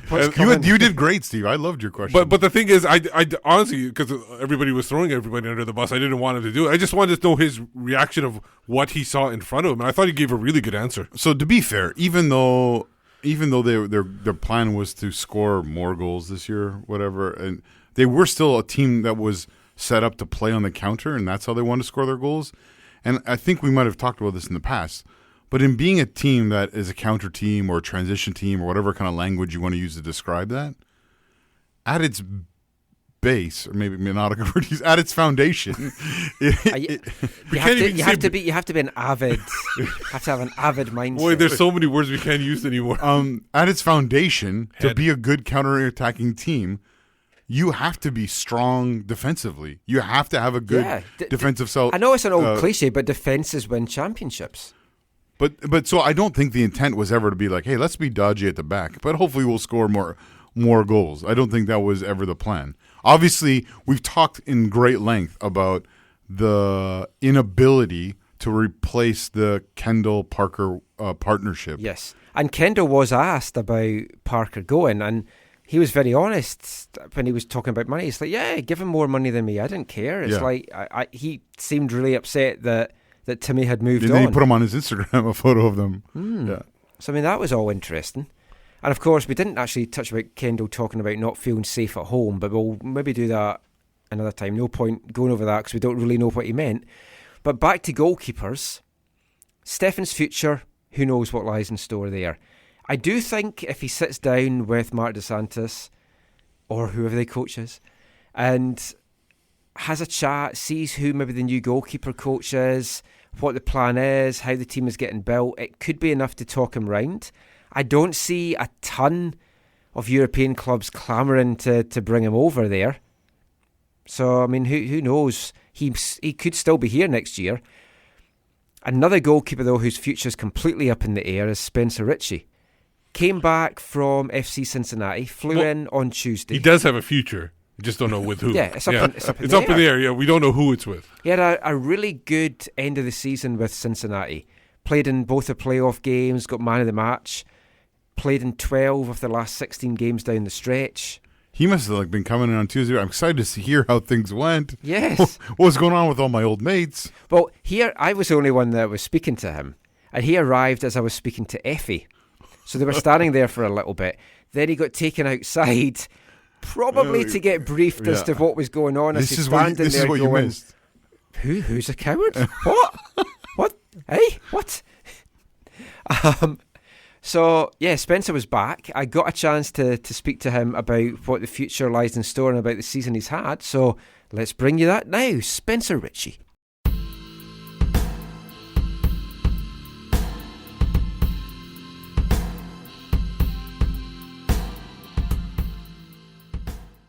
So, Spencer, an eventful year for you. Obviously, you were loaned out to FC Cincinnati. How did that come about, the chance to work with Alan Koch again? Obviously, he knew you very well from WFC too, but did you push to get loaned out for playing time, or was it all from the club?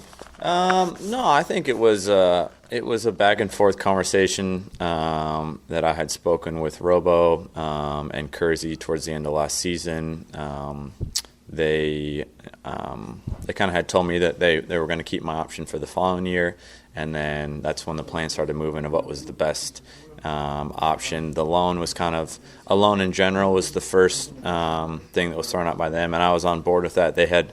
Robo was honest with me and said that Mrnovic was going to be the guy. Yeah. And so that's all a player wants to hear, really, is the truth.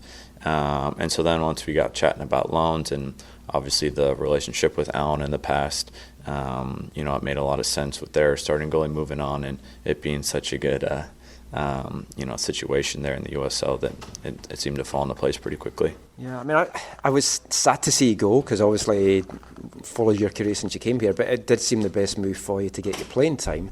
But then you went to Cincinnati and you weren't really in the team. Evan Newton was kind of the starting keeper. Yeah. Obviously won the USL Golden Glove as well. Yeah. But, I mean, how did you feel at that point? Because you've gone to another club and then you're still sitting on the bench. No, I mean, halfway through the year, it sure didn't feel like the right decision, But, I've been in this game 3-4 years now. I know how long a season can be and how form can change and, not just of the guy you're competing against or maybe the team. There's a lot of factors that go in to deciding who plays and who doesn't. So, no, I kind of had a bit of a look in the mirror, so to speak, halfway through this summer, and I knew that if I wasn't going to reclaim, that starting position there, that the following season probably wouldn't have had many options going forward. So it was a bit of a make or break year for me, and you like to obviously play every single game, but the way that things transpired, and especially the way that the season ended, for myself and how successful the team was there, I thought it was the right decision, and I would make the same one a year later. I know it was disappointing going out at the semi-final stage of the Eastern Conference, but for you personally, you started 12 of the last 16 games, you were man of the match in the 2 playoff games. You've come back here now. How strong was that end of the season for you? Because I've watched a few of the games and you seemed in great form. Yeah, I said to some of the guys there that were some of the media guys that cover the team, that it's some of the best form that I've been in my career, and my confidence has never been higher. I get a lot of questions about, is he going to be here or there? Yeah. And I've said the same to them as I say behind closed doors. It's truly, I want to go to the place where that I think and what I hear from the coaching staff, I'm going to have the best chance to potentially crack the team next year. And obviously there's the coaching vacancy here, so at the moment it's a bit of a waiting game for both sides. So I love Vancouver. I really enjoy my time in Cincy, but for me, honestly, at this point, it's strictly a soccer decision, and that's gather as much info as I can, and obviously speak with both clubs here moving forward and see what happens. Yeah, I mean, that's the thing. Everything's in the air at the moment. I read you mentioned it's like champagne problems in Cincinnati because you've got 2 good keepers there. No one knows what's happening with Stefan here. I personally think he's probably going to move on. I think that was his original plan. He didn't expect to be here past this year, but a lot can change. Mm-hmm. Do you want to be in a place where you know you're going to be the starter, or that you're at least in with a shot of being a starter? And there's no point you coming back to a club and you're told right away you're going to be on the bench. Yeah, I don't think. I mean, obviously, as somebody who hasn't, cracked being an MLS number 1, if someone were to say you're going to be the guy next year, then that's great news to hear up front. But at the end of the day, all that you really want to hear is the truth from the manager, whether you have a decent shot, you have a long shot, legitimately what are your chances? And I know things can change. throughout the preseason, and sometimes guys come in sharp, sometimes they don't, and that's the way of the business. But as a player, you want to hear coming in preseason is that you'll be competitive in that role, and so whichever club can most close to that put on the table, that'll be my desired place. Last thing, Cincinnati obviously coming into MLS next year. Being in the city when that announcement happened and knowing that they're coming in, knowing the build-up, seeing the stadium plans, how exciting was that for you? And playing in front of those crowds, did it kind of just add to making you maybe want to sway in that direction? Yeah, I mean, it's a really exciting time, to be a soccer fan in Cincinnati. I know that, the city was really, pleased obviously with our run, but particularly with our playoff win. The city hadn't won a professional playoff game in I think almost 30 years from the Bengals and Reds. So it's a little bit of a perfect storm. The club's only 3 years old, but they've come in and they've done it the right way. And they took advantage of a hungry sports state there in Ohio. So like I said, I mean, I'm sure Cincinnati will be a great situation, and they'll hit the ground running in the league next year. So whether I'm there, whether I'm here, I obviously wish the other team nothing but the best. So well, wherever you end up, Spencer, good luck to you, and it's been fun watching this year. Yeah, appreciate it, man. Cheers, man. Appreciate it.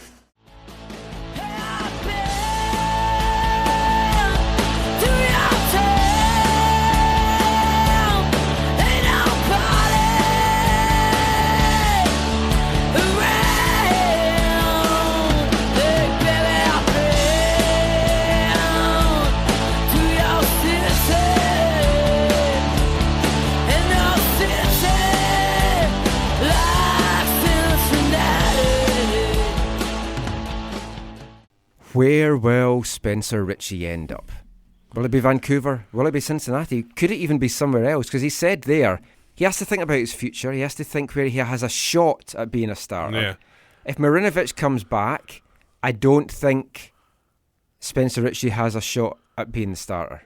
I think if they bring Marinovic back, it's going to be they've said to Marinovic, you're the starter. Yeah, I think there is a chance he goes back to Cincinnati as a deal. I would be stunned that if they don't take him in the expansion draft. Well, or all you do is you trade him, and they say they're not going to take anybody else. Maybe they've got their eye on someone else in the expansion draft. Possibly. So, and then do a deal to take Spencer.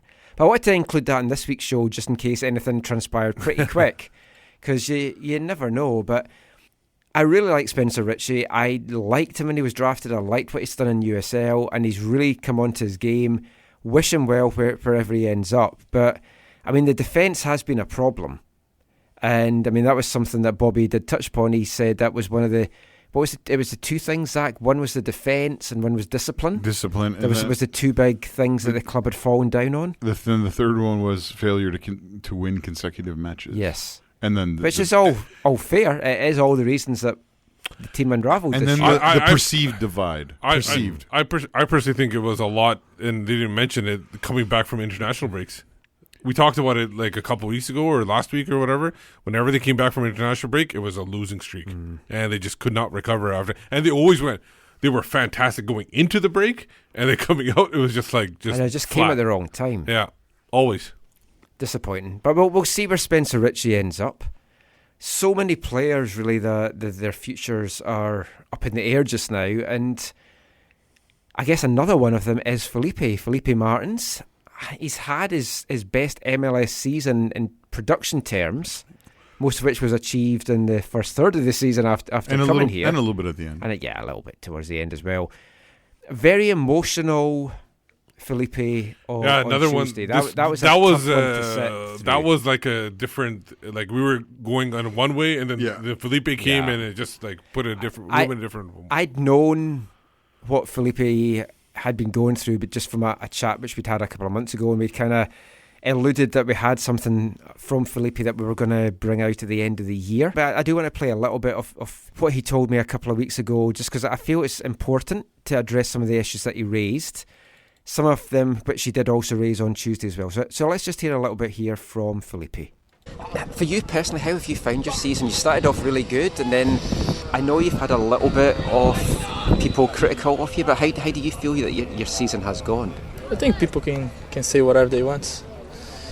people sometimes just look what they see, what they want to see. I think my season has been good. I've been playing well. My stats shows it.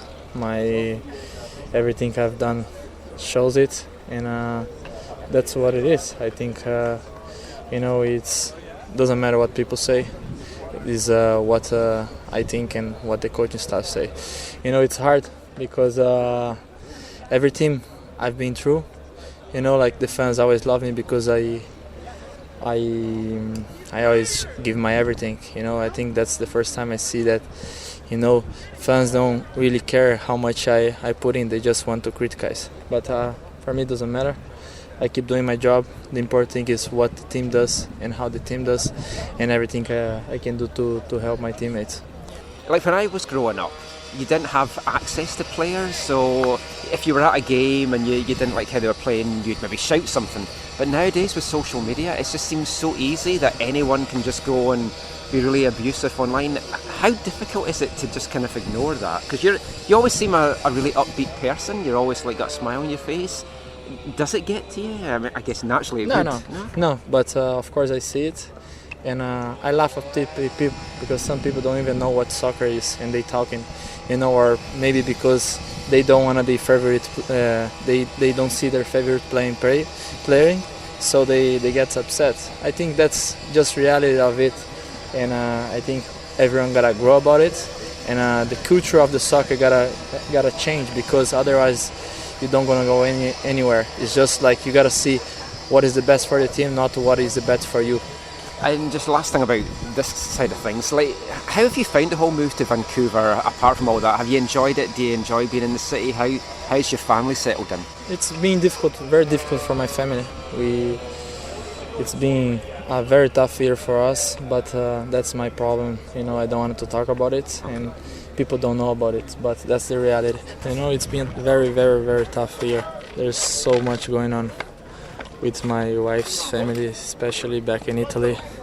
It's been very difficult, but this is a personal stuff. Those are the stuff that nobody knows about. There's stuff that only me and my family and the club knows, and I'm gonna do this way. But what I want to say is I know how much I've been giving for every time I step on the field, and like people seems to don't appreciate like what the players does. They only care about what they think, and that for me is a concerning about this in general here in Vancouver, because people gotta trust, gotta engage, and gotta respect more than anything every single person at this club and every single player. That's great. Thank you so much, Felipe. Thank you. For your time. All right. Good luck with Thank everything. you. So as Felipe from a chat we had a few weeks ago with him, just kind of addressing some of the abuse that he has had online. He touched on it a little bit in his very emotional thing on Tuesday as well. He's been through a really tough year. There's been deaths on his side of the family, his wife's side of the family, their dog as well. The kids have taken everything that's happened really hard. From speaking in that and a couple of other things, him and his wife have struggled to kind of settle in Vancouver. Yeah. And I think the main thing is because his kids found it difficult, because I think because maybe they're now of age where when there's a loss, maybe they suffered loss for the first time, and they knew what was going on. And obviously the dog, which is very close to kids. I know that set me off. Yeah, so I think were wailing up. I think that I think if his kids were younger or they really old or they didn't have kids at all, maybe those deaths don't affect him, because I'm sure people have passed away in other years that he's played too. But the fact that it happened all in 1 year, it's a new city, the kids finally understand, and then the thing that they find comfort with, the dog, passes away too. I think that everything combined sets up. His demeanor, and then to get abuse over it too. His play, his demeanor, you could tell his frustration. The latter half of the year, or the latter third of the year, or whatever. I was there that day when you at training when you did multiple interviews with him or whatever. And I could just tell even before you had talked to him or before you kind of shared with me a little bit of what he said to you, Like, you just tell, like, he was totally different than when he arrived. When he arrived, like, he was incredibly happy and incredibly excited and really just joyful and stuff. And, he was excited to come back to Canada. He was really enjoying being in Montreal and everything like that. I mean, it's one of the things I hate so much about social media. And I mentioned it there. Like, when we were younger, you didn't have access to players, celebrities, all these folk. Now, some idiot can just go online and abuse somebody and they at them. That's the thing that pisses me off the most. It's like, how absolutely shit-headed are you to at the person that you're abusing? It's like, what are you hoping to achieve from that? Unfortunately, Michael, that's like the culture. I know, it's like, it's modern society. I just hate it. It's just, these people aren't meant to have feelings or emotions or private lives. Right. And it's like, Felipe, he's done well. I hope he's back next year. And I feel he's the kind of player that actually fits into Mark DeSantis' kind of team. Number one, and he's Brazilian, so you've got that. But I think he is that kind of player. Oh, the reason why we say Brazilian is because Mark DeSantis he likes a Brazilian. I mean, who doesn't? Yeah. The Felipe abuse, though, and some folk, we were talking about this because I mentioned it to some of the other media, and they're like, well, I haven't seen it. And it's like, I have seen it. And folk on Twitter were like, I haven't seen him get abuse. I've seen it on Twitter. I've seen it on Instagram. Instagram's been the worst, and he said Instagram was the worst. Whitecaps have posted videos of Felipe, and the abuse in it is absolutely shocking. And he's not the only one. Brek Shea's been getting abuse at games constantly throughout the season. Whatever you think of Brek Shea, he's playing for your team. I know Robbo was really pissed off with the abuse that Ali Ghazal had got after he scored an own goal in one of the games.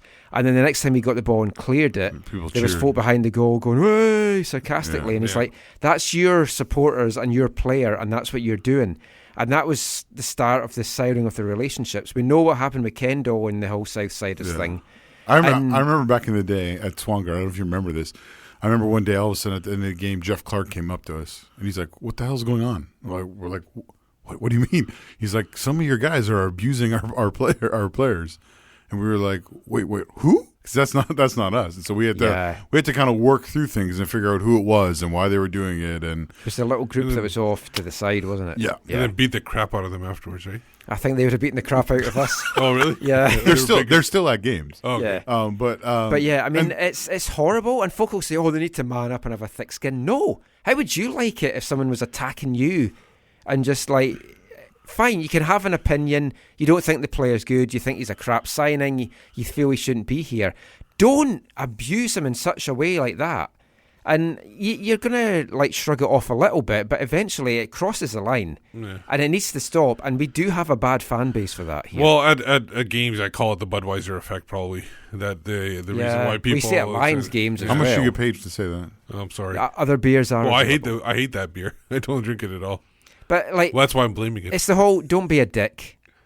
Just have some thought of what you're posting, which is like pointless talking in this modern day society. I'm an old man, I just don't get it.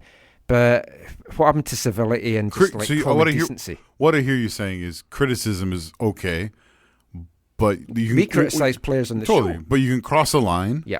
And then also, especially if you're crossing the line, the adding people is Anyway. We'll draw a line under that, and we'll be back. I think that will maybe finish our Whitecaps chat for tonight. We'll move on to some other happier things just to finish the show off. And we'll be back with some MLS chat, because did you know the MLS season is still going? Wait, what? I know. I was stunned when I saw that today. And they don't want you to cross the line. No. And we'll be back to talk about that after this. Hi, I'm Alfonso Davies, and you're listening to the AFTN Soccer Show.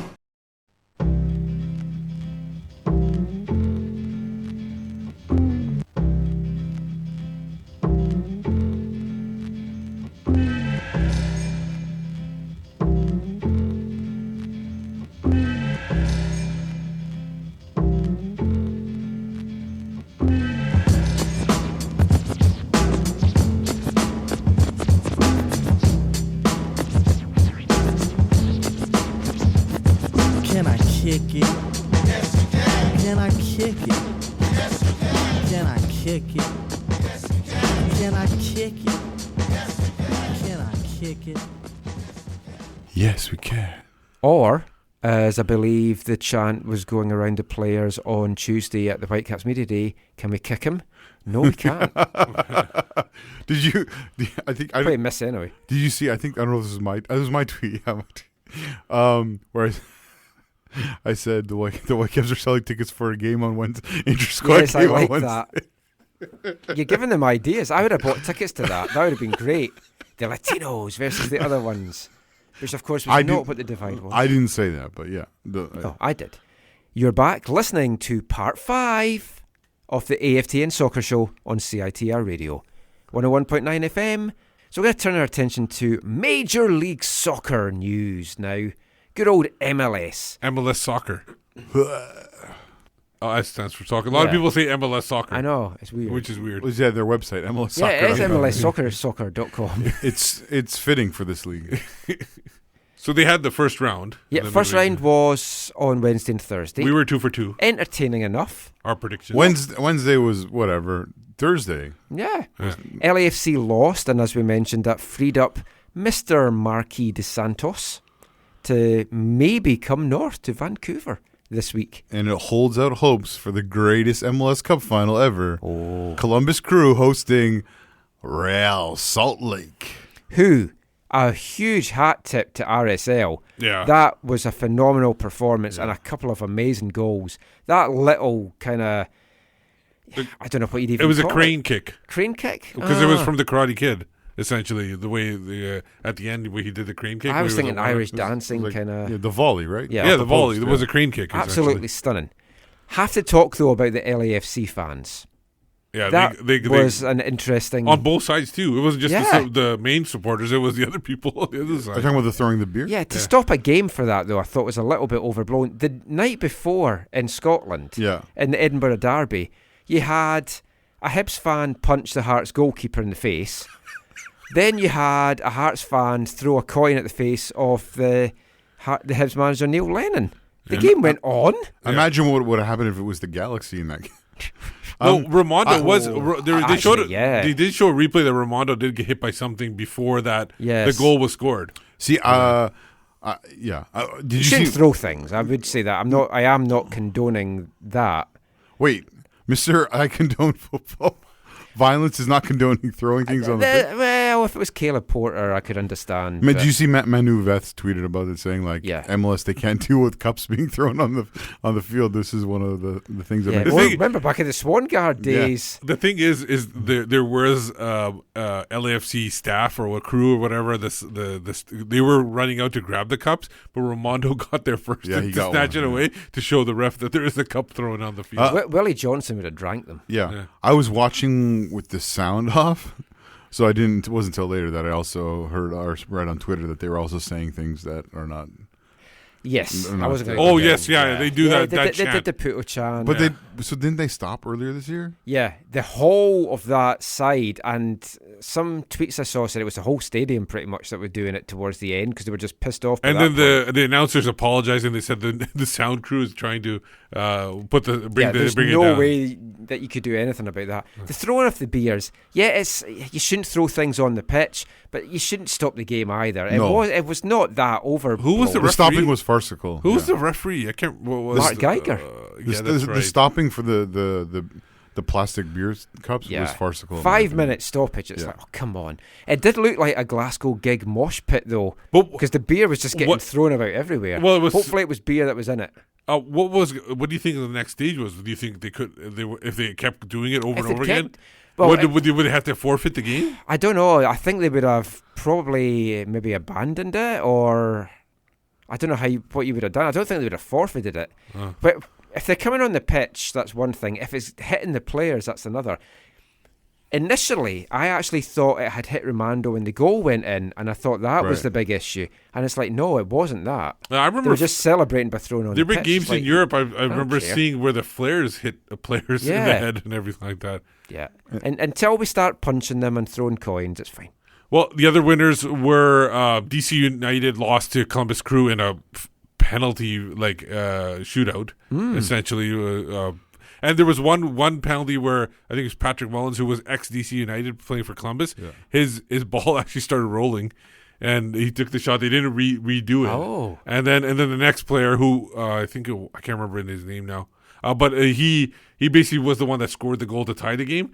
But he like skied the ball and De Leon. Yeah, that's right, Nick De Leon. Yeah. He's the one that skied. So they lost, and then on the day before, like you said, it wasn't anything special. New York City FC trounced Philadelphia. Yeah. Poor Wayne Rooney in that game, though. He missed the penalty. Yes. It was made for him to miss that. I felt sorry for De Leon, though. Great that he scored. He's just been through so much injury stuff. I really like that kid. He's a guy I'd happily have here. He plays with a passion. Plays for the jersey and the crest, as Russell Tybert may say. And then finally, Portland defeated FC Dallas. What was a big surprise. Like I said last week, if this MLS season was going a few more weeks, they would be out of the playoffs. Dallas imploding as usual. Yeah. But then we got the 4 conference semi-finals today. In the East, Columbus take a narrow 1-0 lead to New York Red Bulls. Talking of teams that implode in the playoffs, they like to win the Supporters' Shield and then completely fuck it up in the playoffs. It's like no matter what players are there, what coaching staff are there. So we just lost our PG rating because you dropped 2 F-bombs. Yeah. It's their modus operandi. Well, and then in this game, Zardes with the goal. Higuaín, Kamara's best friend, came on and did a fantastic back heel flick to Zardes. Zardes Jizzy put it away. everywhere. Yeah. Death to Dead Bulls MLS Cup hopes. And then a surprise goal scorer in the Atlanta game. Yeah. Eric Remedi, I had no idea who he even was. His first ever career goal with a Octavio Rivero special or Anthony Blundell special. Well, he kind of jammed it against the post. And he made hard work of it. And then maybe he really this might pushed be it why up. he's never got a career goal before. Now, there was a goal that was by Atlanta that got called off. Almiron. It was essentially, the short corner they do. Which I hate short corners. It was supposed to stop the ball dead on the spot, right, for Almiron to take it back. But what happened was he didn't do it properly, and the ball started rolling back towards Almiron, and there was nobody on the post. So it was actually called offside at that point.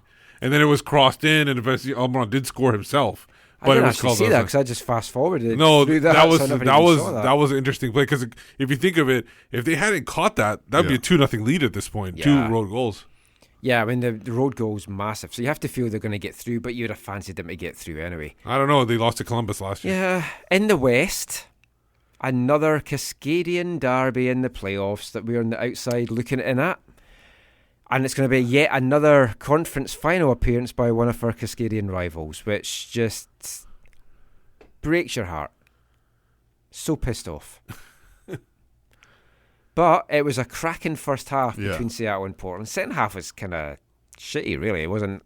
Well, Seattle tried to go passion. for it. Seattle tried to go for it a little bit here and there. But Seattle, aside from the result, they're in trouble. Yeah, they lost Marshall and they lost both in the first half. Roldan. No, Roldan, I think is groin. They said. Yeah, Roldan, I think is more was they were being careful with it. And that's why he took him off as soon as possible. Marshall went down when nobody was around him. Yeah, those are the worst. And their second leg is on Thursday, not next Sunday. Because throw ball gets priority. Of course. Yeah. But Rui Diaz put Seattle ahead. Nice BC goal. tied it up 7 minutes later, and then Blanco. That was a nice, Valeri powered forward, and then Blanco did well to finish it That off. was the winning goal. Was when Roldan was taken off and they didn't have time. I think it was, I don't know who they were bringing on. 10, the guy wasn't ready to And then come on. Alfonso just gave the ball away because he wasn't even going north-south. Alonso? He was going Alonso, yes, sorry. I think you said Alfonso. Oh, I'm sorry. He's brainwashed with Alfonso over the last I still few miss weeks. him so much. What? But what was that? I don't know. I was thinking South Park, but but he was going up that way and then he just gave away the ball to, I think it was Abisi that gave the ball away, and then Valeri took it through. Well, Ebo Bise's finish was wonderful. Nice. Who do you want to win that? Oh, easy Portland, man. Yeah, probably. Probably. I do hate Seattle more than Portland. Yeah. Although you have their hat. He's got everything wrong. I have a Timbers t-shirt. And I have a lot of old Timber stuff they used to give out when you used to. Yeah, I'd take anything that's free. I should try and sell that now to their throng of people. Oh yeah, a collector's item. Yeah. The other Western Conference semi-final, RSL, shocking Sporting Kansas City in the 52nd minute. Rusnak volley. It was a nice 8 goal. minutes, so it was a lovely goal. It was a really nice goal. The 1-2. They're scoring some fantastic goals in this. But then Diego Rubio tied it up 8 minutes later. Crucial away goal for KC. Have to feel they're going through now. Come on, Salt Lake. But only need one goal, though. I know you want your Johnny Russell. I want my Johnny. I just want Sporting because I predicted him at the beginning of the year. Right. Remember, predictions at the beginning of the year are meaningless. Oh, for sure. But if you're right, then no, it's really good. No, they are meaningless. We shouldn't talk about them. Oh, yeah. Somebody had Fernando Adi as the Golden Boot. Oh, did I? He didn't even finish the season in how MLS. Was I supposed to know? He went down a league. How was I supposed to know? Did I have he wasn't Adi? going to get on with the coach. Oh, he had Fernando Adi. I honestly don't even know who I had. I had Kai Kamara. Hey, 14's not bad. I mean, he's no Joseph Martinez. No. I had Joseph Martinez as far as I can remember. I think you might have, actually, yeah. But, I mean, RSL have done well, but I do feel Casey's going to go through. And you've just got me excited because I've just thought I can get Johnny Russell back on the phone and get him back on the show. Just all about Johnny Russell. It is. I've got his number. What about Live More? Yeah. Oh, by the way, I don't know why this is happening because I don't even tweet about iZombie, but Twitter keeps giving me suggestions to follow Live More and all the actors. It seems like benefits of being Michael's friend. I followed Liv More, and I've got Maybe a that's restraining what order now. And but you couldn't follow her into across the stadium. The restraining order kept me away. It would have been awesome. I was thinking, when you said that, whenever you said that, it would have been awesome if he just started walking down the stairs onto the pitch across the field while the game was going on. Basically, zombie like. But yeah, Columbus and RSL, happy to see them get this far. If you can be happy for someone that's not the Whitecaps, showing Zach that you don't need to spend money to make the playoffs. Playing into the Whitecaps narrative to perfection. But you do have to spend on transfer fees. Yes. I think Columbus's budget is the same as us, roughly, or lower, and RSL's maybe a little bit higher, 25,000 higher or something. But RSL has spent money on transfers. Yeah, and some decent players. And they've got Mike Pitke. I still would have liked him here as a coach. He was my number 2 choice after. And he can fix your office equipment too. Yeah, because I'm having some printer issues. I needed dental issues done. I think I'm out of ink, actually. Maybe well, I'm a bit out of ink, but my Wi-Fi I think it's called connection's toner. not good. Oh, maybe. I think for printers it's called toner. No, toner's photocopier. Yeah, okay, gotcha. Next week on the AFTN stationery show, we bring you live Mike Peck solving your IT problem or your printing problems. But that's our MLS chat. We'll finish this section with my favourite part of the show. It's wavelength time. And we're going back to, I think it's 2008, by a group called Linus Maybe. And I think the title of this song pretty much sums up what people at home are thinking every time I mention its wavelength. And this is called Not Another Football Song. Oh, brother, tonight we're gonna chase some dreams. Gonna twist and shout until we take it home. Till we take it home. And maybe tonight we're going to extremes. But what the world doesn't need is another football song. Our time has come, let's play for real. Yes, we all know the score, we know the deal. These 90 minutes will decide if we gotta hide ourselves or walk with pride. Don't show no weakness, no fatigue. There's no excuse, we got to take the lead. Yes, there is nothing we won't try. Just let them think that we're the little guys. Sure you don't want to miss such a big day like this. Everybody's getting on their feet, so you better sing along. We got it going on the ground as well as on the street. Cause baby, tonight we're gonna chase some dreams. Gonna twist the child until we take it home.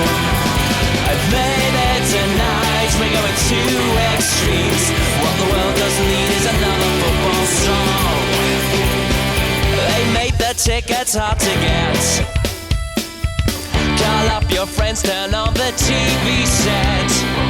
Be sure that when you watch the game, that you go for a bottle of beer and not champagne. So maybe paint your face, that's what we do these days. And everybody's getting on their feet. And when football's coming home, you better sing along, not like those silly VIPs. Cause baby, tonight we're gonna chase some dreams. Gonna raise our hands, be sure we take it home. And maybe tonight we're going to extremes. What the world doesn't need is another football song.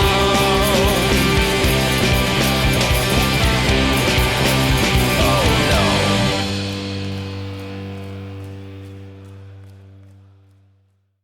Welcome back to the final part of the AFTN Soccer Show. And it's a busy week here at UBC. The Nationals, the U Sports Nationals, are taking place this week, kicking off on Thursday. 4 quarterfinals on Thursday from 11 o'clock in the morning. Last game kicks off at 6:30 at night. 2 BC teams in it. Zach's mob, Trinity Western Spartans.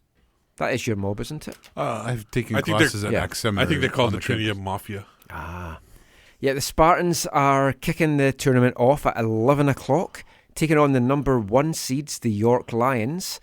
UBC hosting for the first time since 2007, going for a record-breaking 13th national U Sports title. They kick off at 6:30 on Thursday night against the Carlton Ravens from Ontario. So it's basically BC versus Ontario on both. Yeah. But that's the 2 games that I think myself and Gideon are going to commentate on. We're only doing 2 of the 4 just to kind of save our voices. So I've put in a request not to try and murder the French pronunciations of the 2 Quebec universities. Yeah, do you want to do the Quebec team, Steve? That'd be awesome. Thanks so much. Oui.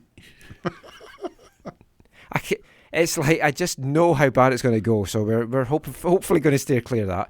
But a huge shout out and a congratulations to UBC Thunderbirds who won their 19th Canada West Championship today. Lots of exciting players. We're going to actually bring out an extra podcast special in the build-up to it. Spoke to a lot of the players today. There's a lot of ex-Whitecaps on the team as well. So watch out for that, all you subscribers. How many goals did Caleb score over the course of the whole campaign? 9 so far. I actually did that shout out on Saturday when he scored. It was like, Caleb Clark, superstar. How many goals has he scored so far, as they used to say when he played for the Whitecaps? 9. And we also managed to get what time is it as well? Because they had put 7 goals past. It was like, it's 5 past Fraser Valley. I'm still waiting for one of the opposition universities to complain that we do that, but the UBC players and management love it, so we just do it for them now. Anyway, now it's time for BC Soccer Web Headlines. BC Soccer Web Headlines is brought to you in partnership by bcsoccerweb.com, your one-stop site for news, links, stories, features, everything you could ask for from the world of soccer. Make it part of your daily routine, morning, noon and night. Check out bcsoccerweb.com. What's been catching your eyes on the site this week, Steve? Eyes plural this week. Oh, for sure. So much. Yes. Let's do a follow-up, and I'm going to probably brutalize this name as well. Is he French? No, he's actually Spanish. I think he is. Oui?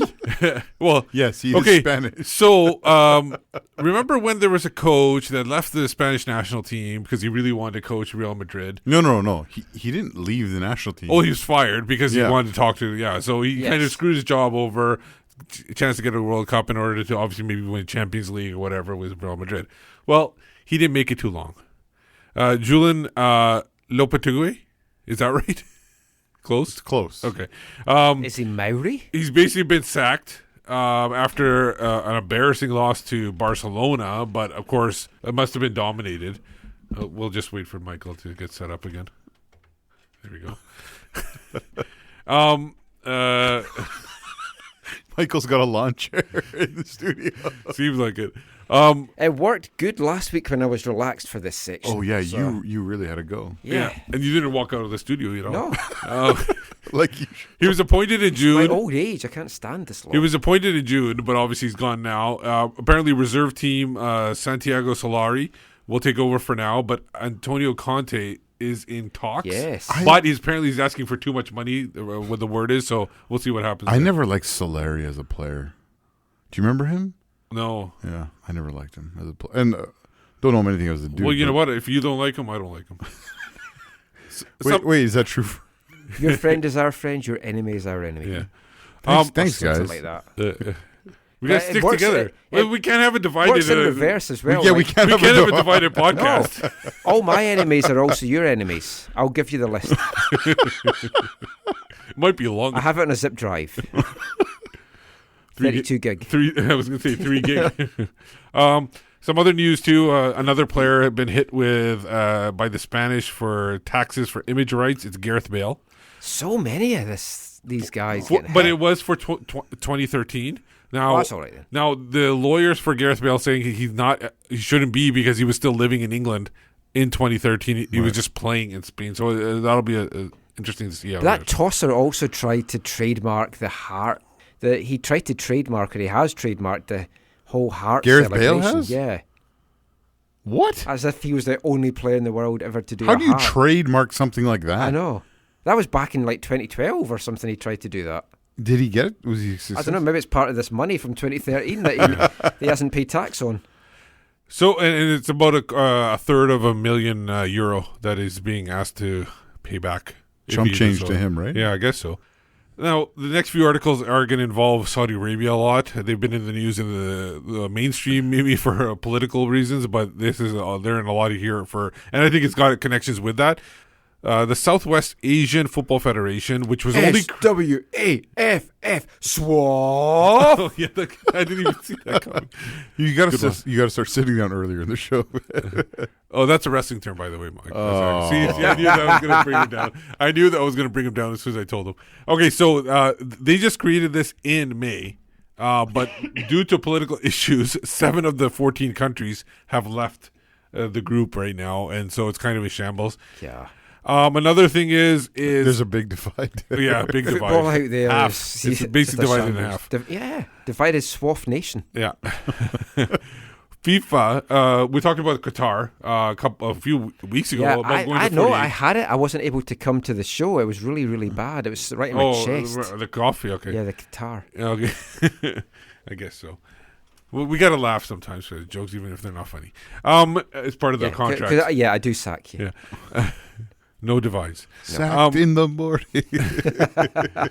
Infantino has talked about it now. He wants matches. He wants to try to get it expanded in 2022 to 48. Boom. And the Qatar says they can't handle that, but they're asking him to play those extra games to play in countries that have cut ties with Qatar and close passage by land, air, and sea, essentially. But in all honesty, I feel sorry for Qatar. You bid on a World Cup that is a set amount of things, and you plan accordingly. And then it's like, oh, you know what? We want to just add all these extra teams. Your infrastructure can't cope. I don't think they're going to lose anything like extra, like quarterfinal, semi, whatever games they were given. They're going to get those games. The extra games will go, like for example, the countries I mentioned were Saudi Arabia, which they can't. They hate Bahrain, each other. Bahrain, and the United Arab Emirates.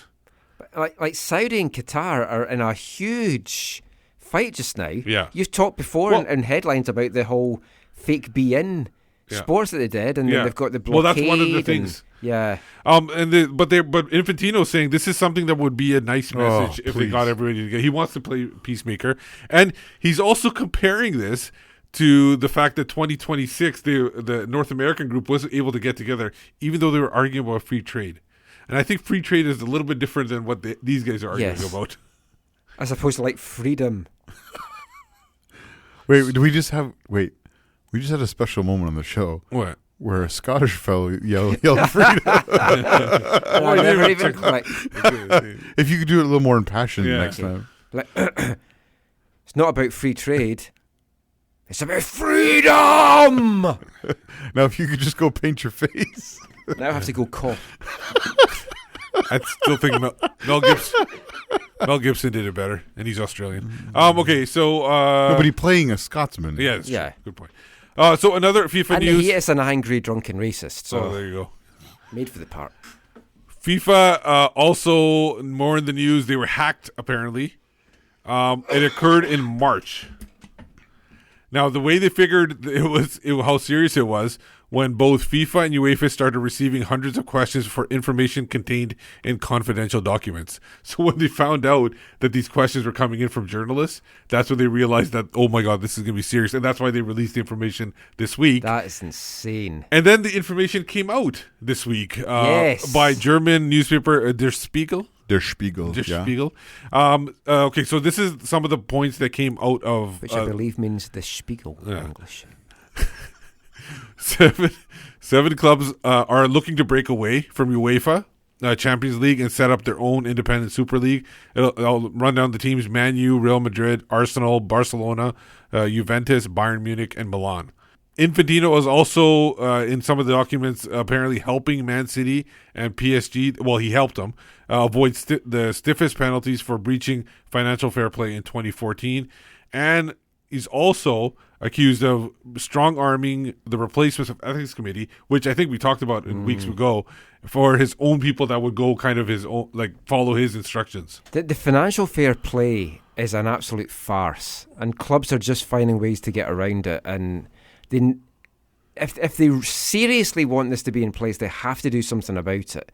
But they had also talked. I mean, it says 7 clubs here, but there was talk it was going to be like possibly an 11 club. The seven clubs are the founding members.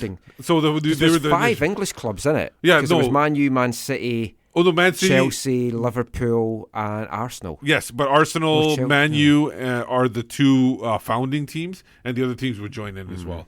I mean, Arsenal, for God's sake, and somebody was saying they've been relevant for years. And they were saying that there was some point on Twitter too about this, that the whole thing is the founding members will never be eligible for relegation. There's going to be no relegation for those teams. I mean, what league operates with no relegation and expects to get taken seriously? So wait, Michael. You know, sorry, I was joking before. You know what you said? Der Spiegel means the Spiegel. You know what it means, right? No. Oh, it means the mirror. I did fail my German O grade. My oral was terrible. Brazilian oral was probably better. Could not get my mouth round it. We're gonna have to cut that dead air out. I don't know why there was dead air. I'd finished. Okay. So let's move on then, because we want to get back to our loved ones. Football. Yeah, I can't wait to get back to yours. What is going on? You're gonna have to edit a lot of this out, man. Thank God it's after 1:20. You sat down too long. Okay, so we were talking about fan abuse of players. Yep. James McLean playing for Stoke City. McLean. Of the Die Hard McLeans? Maybe. Okay. He basically... His name is McLean. It says McLean. I know, but here. we pronounce it McLean. The Scottish or the Irish? Both. Okay. So he was people that invented the English language. Can I just call him McLean? Because it sounds kind of call it whatever you want so we can finish this story. So he was not anything to do with the guy Mr. Clean. So in Stoke, he plays for Stoke City in their home stadium. On this weekend, he wasn't wearing a poppy on his kit. Basically, on his way after the game, he was being verbally abused by his own supporters, and it was pretty harsh. I saw the video; it was pretty bad. And he responded on Twitter. He says he's gonna thankful for the people that understood my. He's basically of Irish descent, and he doesn't want to support the British people the armies that have gone into Ireland and caused a ruckus and killed people.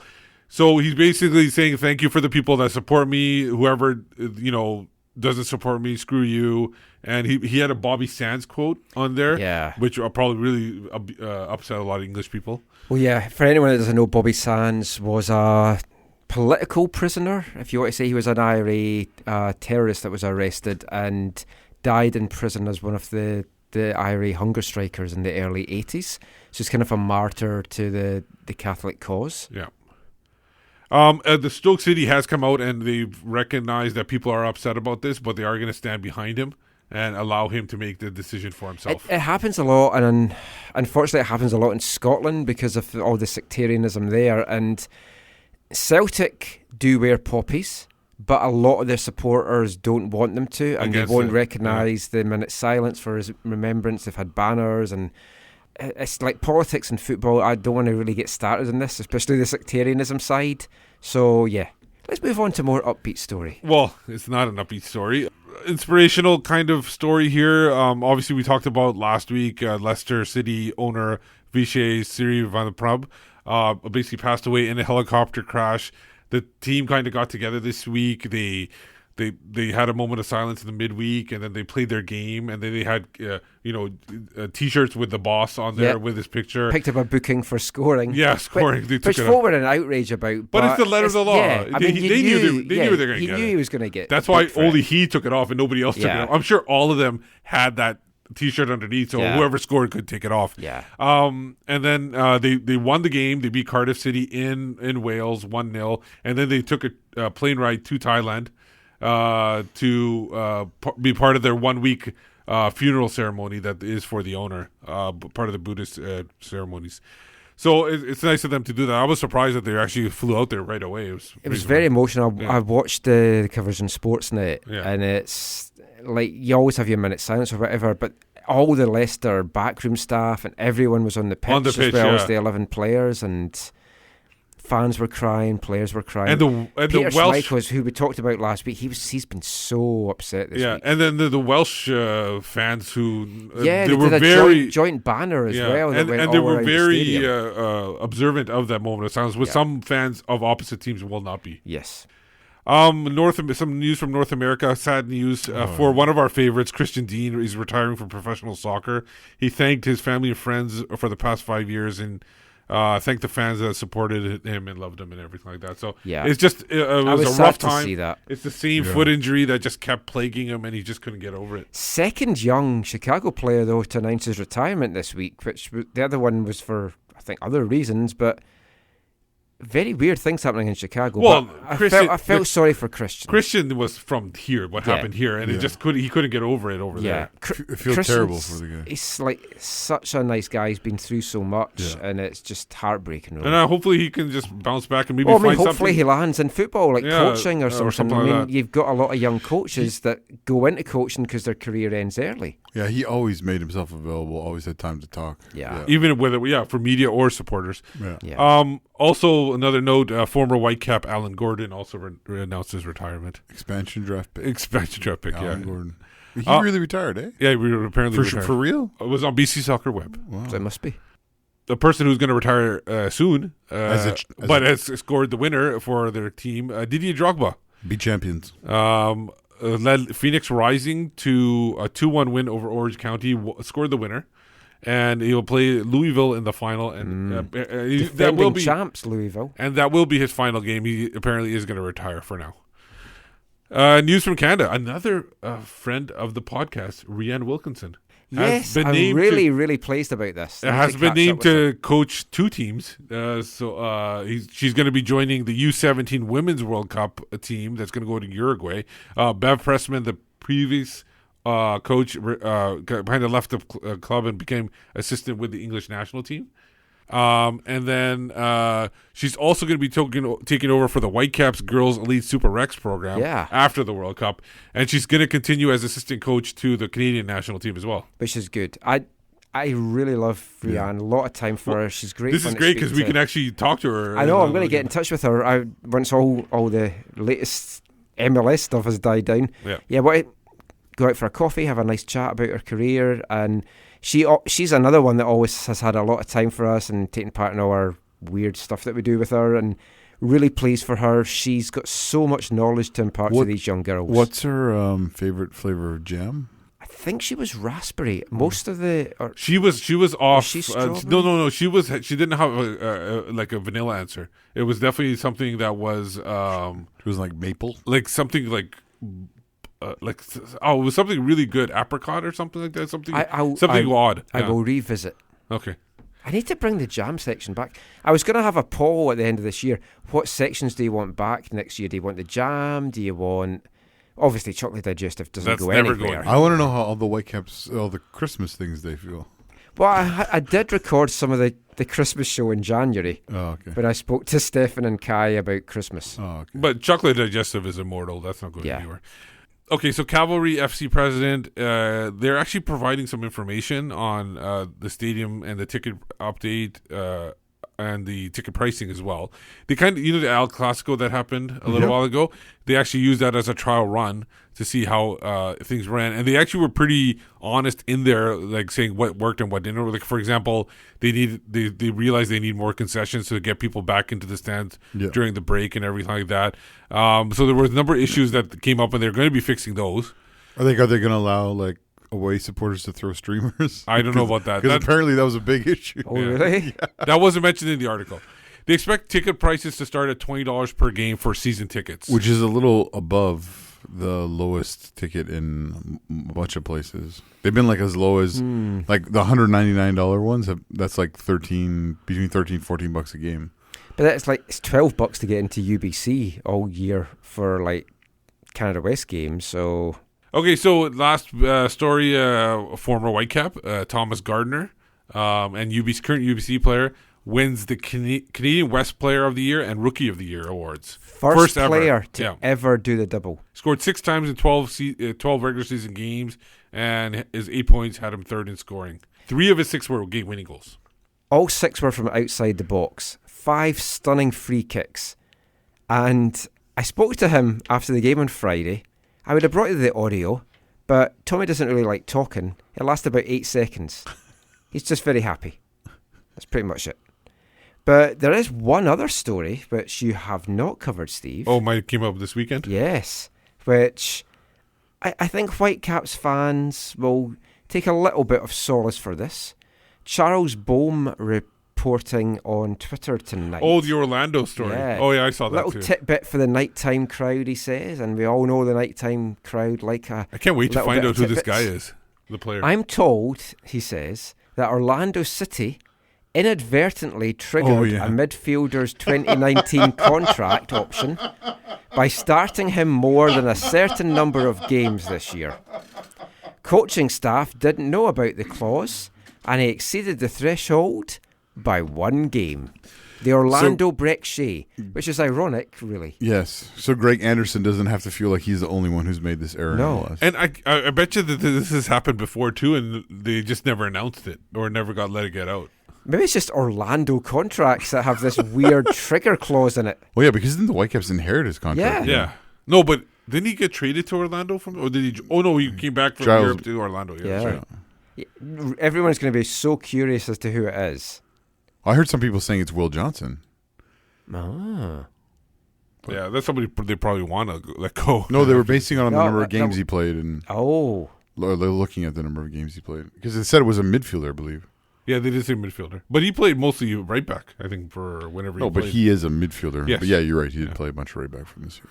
Oh, yeah, because someone here says Will Johnson started 26 games. My guess is his contract, if he starts more than 25, he gets extended. But then other folks saying, well, this player started 11 and he started 10. Yeah, so well, you could go through a whole roster and try you can't really that. identify that way. But lots of folk are saying Will Johnson in the comments. But you got to see who is a player that is more like on a high ticket probably that they didn't want to that really wasn't performing, and that's the guy that probably initially the ticket. Wee Willie Johnson will probably fit into that category. He's your chum. I saw you chatting a lot to him. That was a really good conversation. Anyway, I think that is it for this week's show. But before we go, just let everyone know where they can find you online. You can find me on Twitter at WhitecapsBeat. For me, it's at Zachary AM, and I'm part of the Movement Curva Collective. I'm Michael McCall. You can find me on Twitter at AFTN Canada, on Instagram at AFTN Soccer. Read our stuff on aftn.ca. We're going to have a big build-up to the Nationals this week. Yeah, and let people know that we're around. If somebody hasn't listened to us, let them know. Share it. If you like what we say, let them know, these guys listen to their podcast. They're fantastic. If you don't like what we say, hey, listen to these assholes and tell what they say about the Whitecaps. Yeah, or So it works either way. Yeah. Is this like sweeps week, Steve? We're trying to get some numbers up? No, just share. Sharing is caring? Yeah. Okay. There's no division here. Yeah. Anyway. Until Steve goes on Radio Cascade. But I feel like you two clique around too much around me. Well, we like chocolate. What? Yeah, we eat If chocolate. you could eat chocolate. I'm not eating chocolate at the moment. What's the worst that would happen if you ate chocolate? Up sore throat. Is that what? Like sore throat. I have doesn't- sore throats constantly. Like sore throat, doesn't your throat will start to close? No. It'd be like Well, That's just it? suck a fisherman's friend. I'll tell you about all the fishermen I know when we get to the thing. Until next time, thanks for listening. Take care. And mon the fisherman.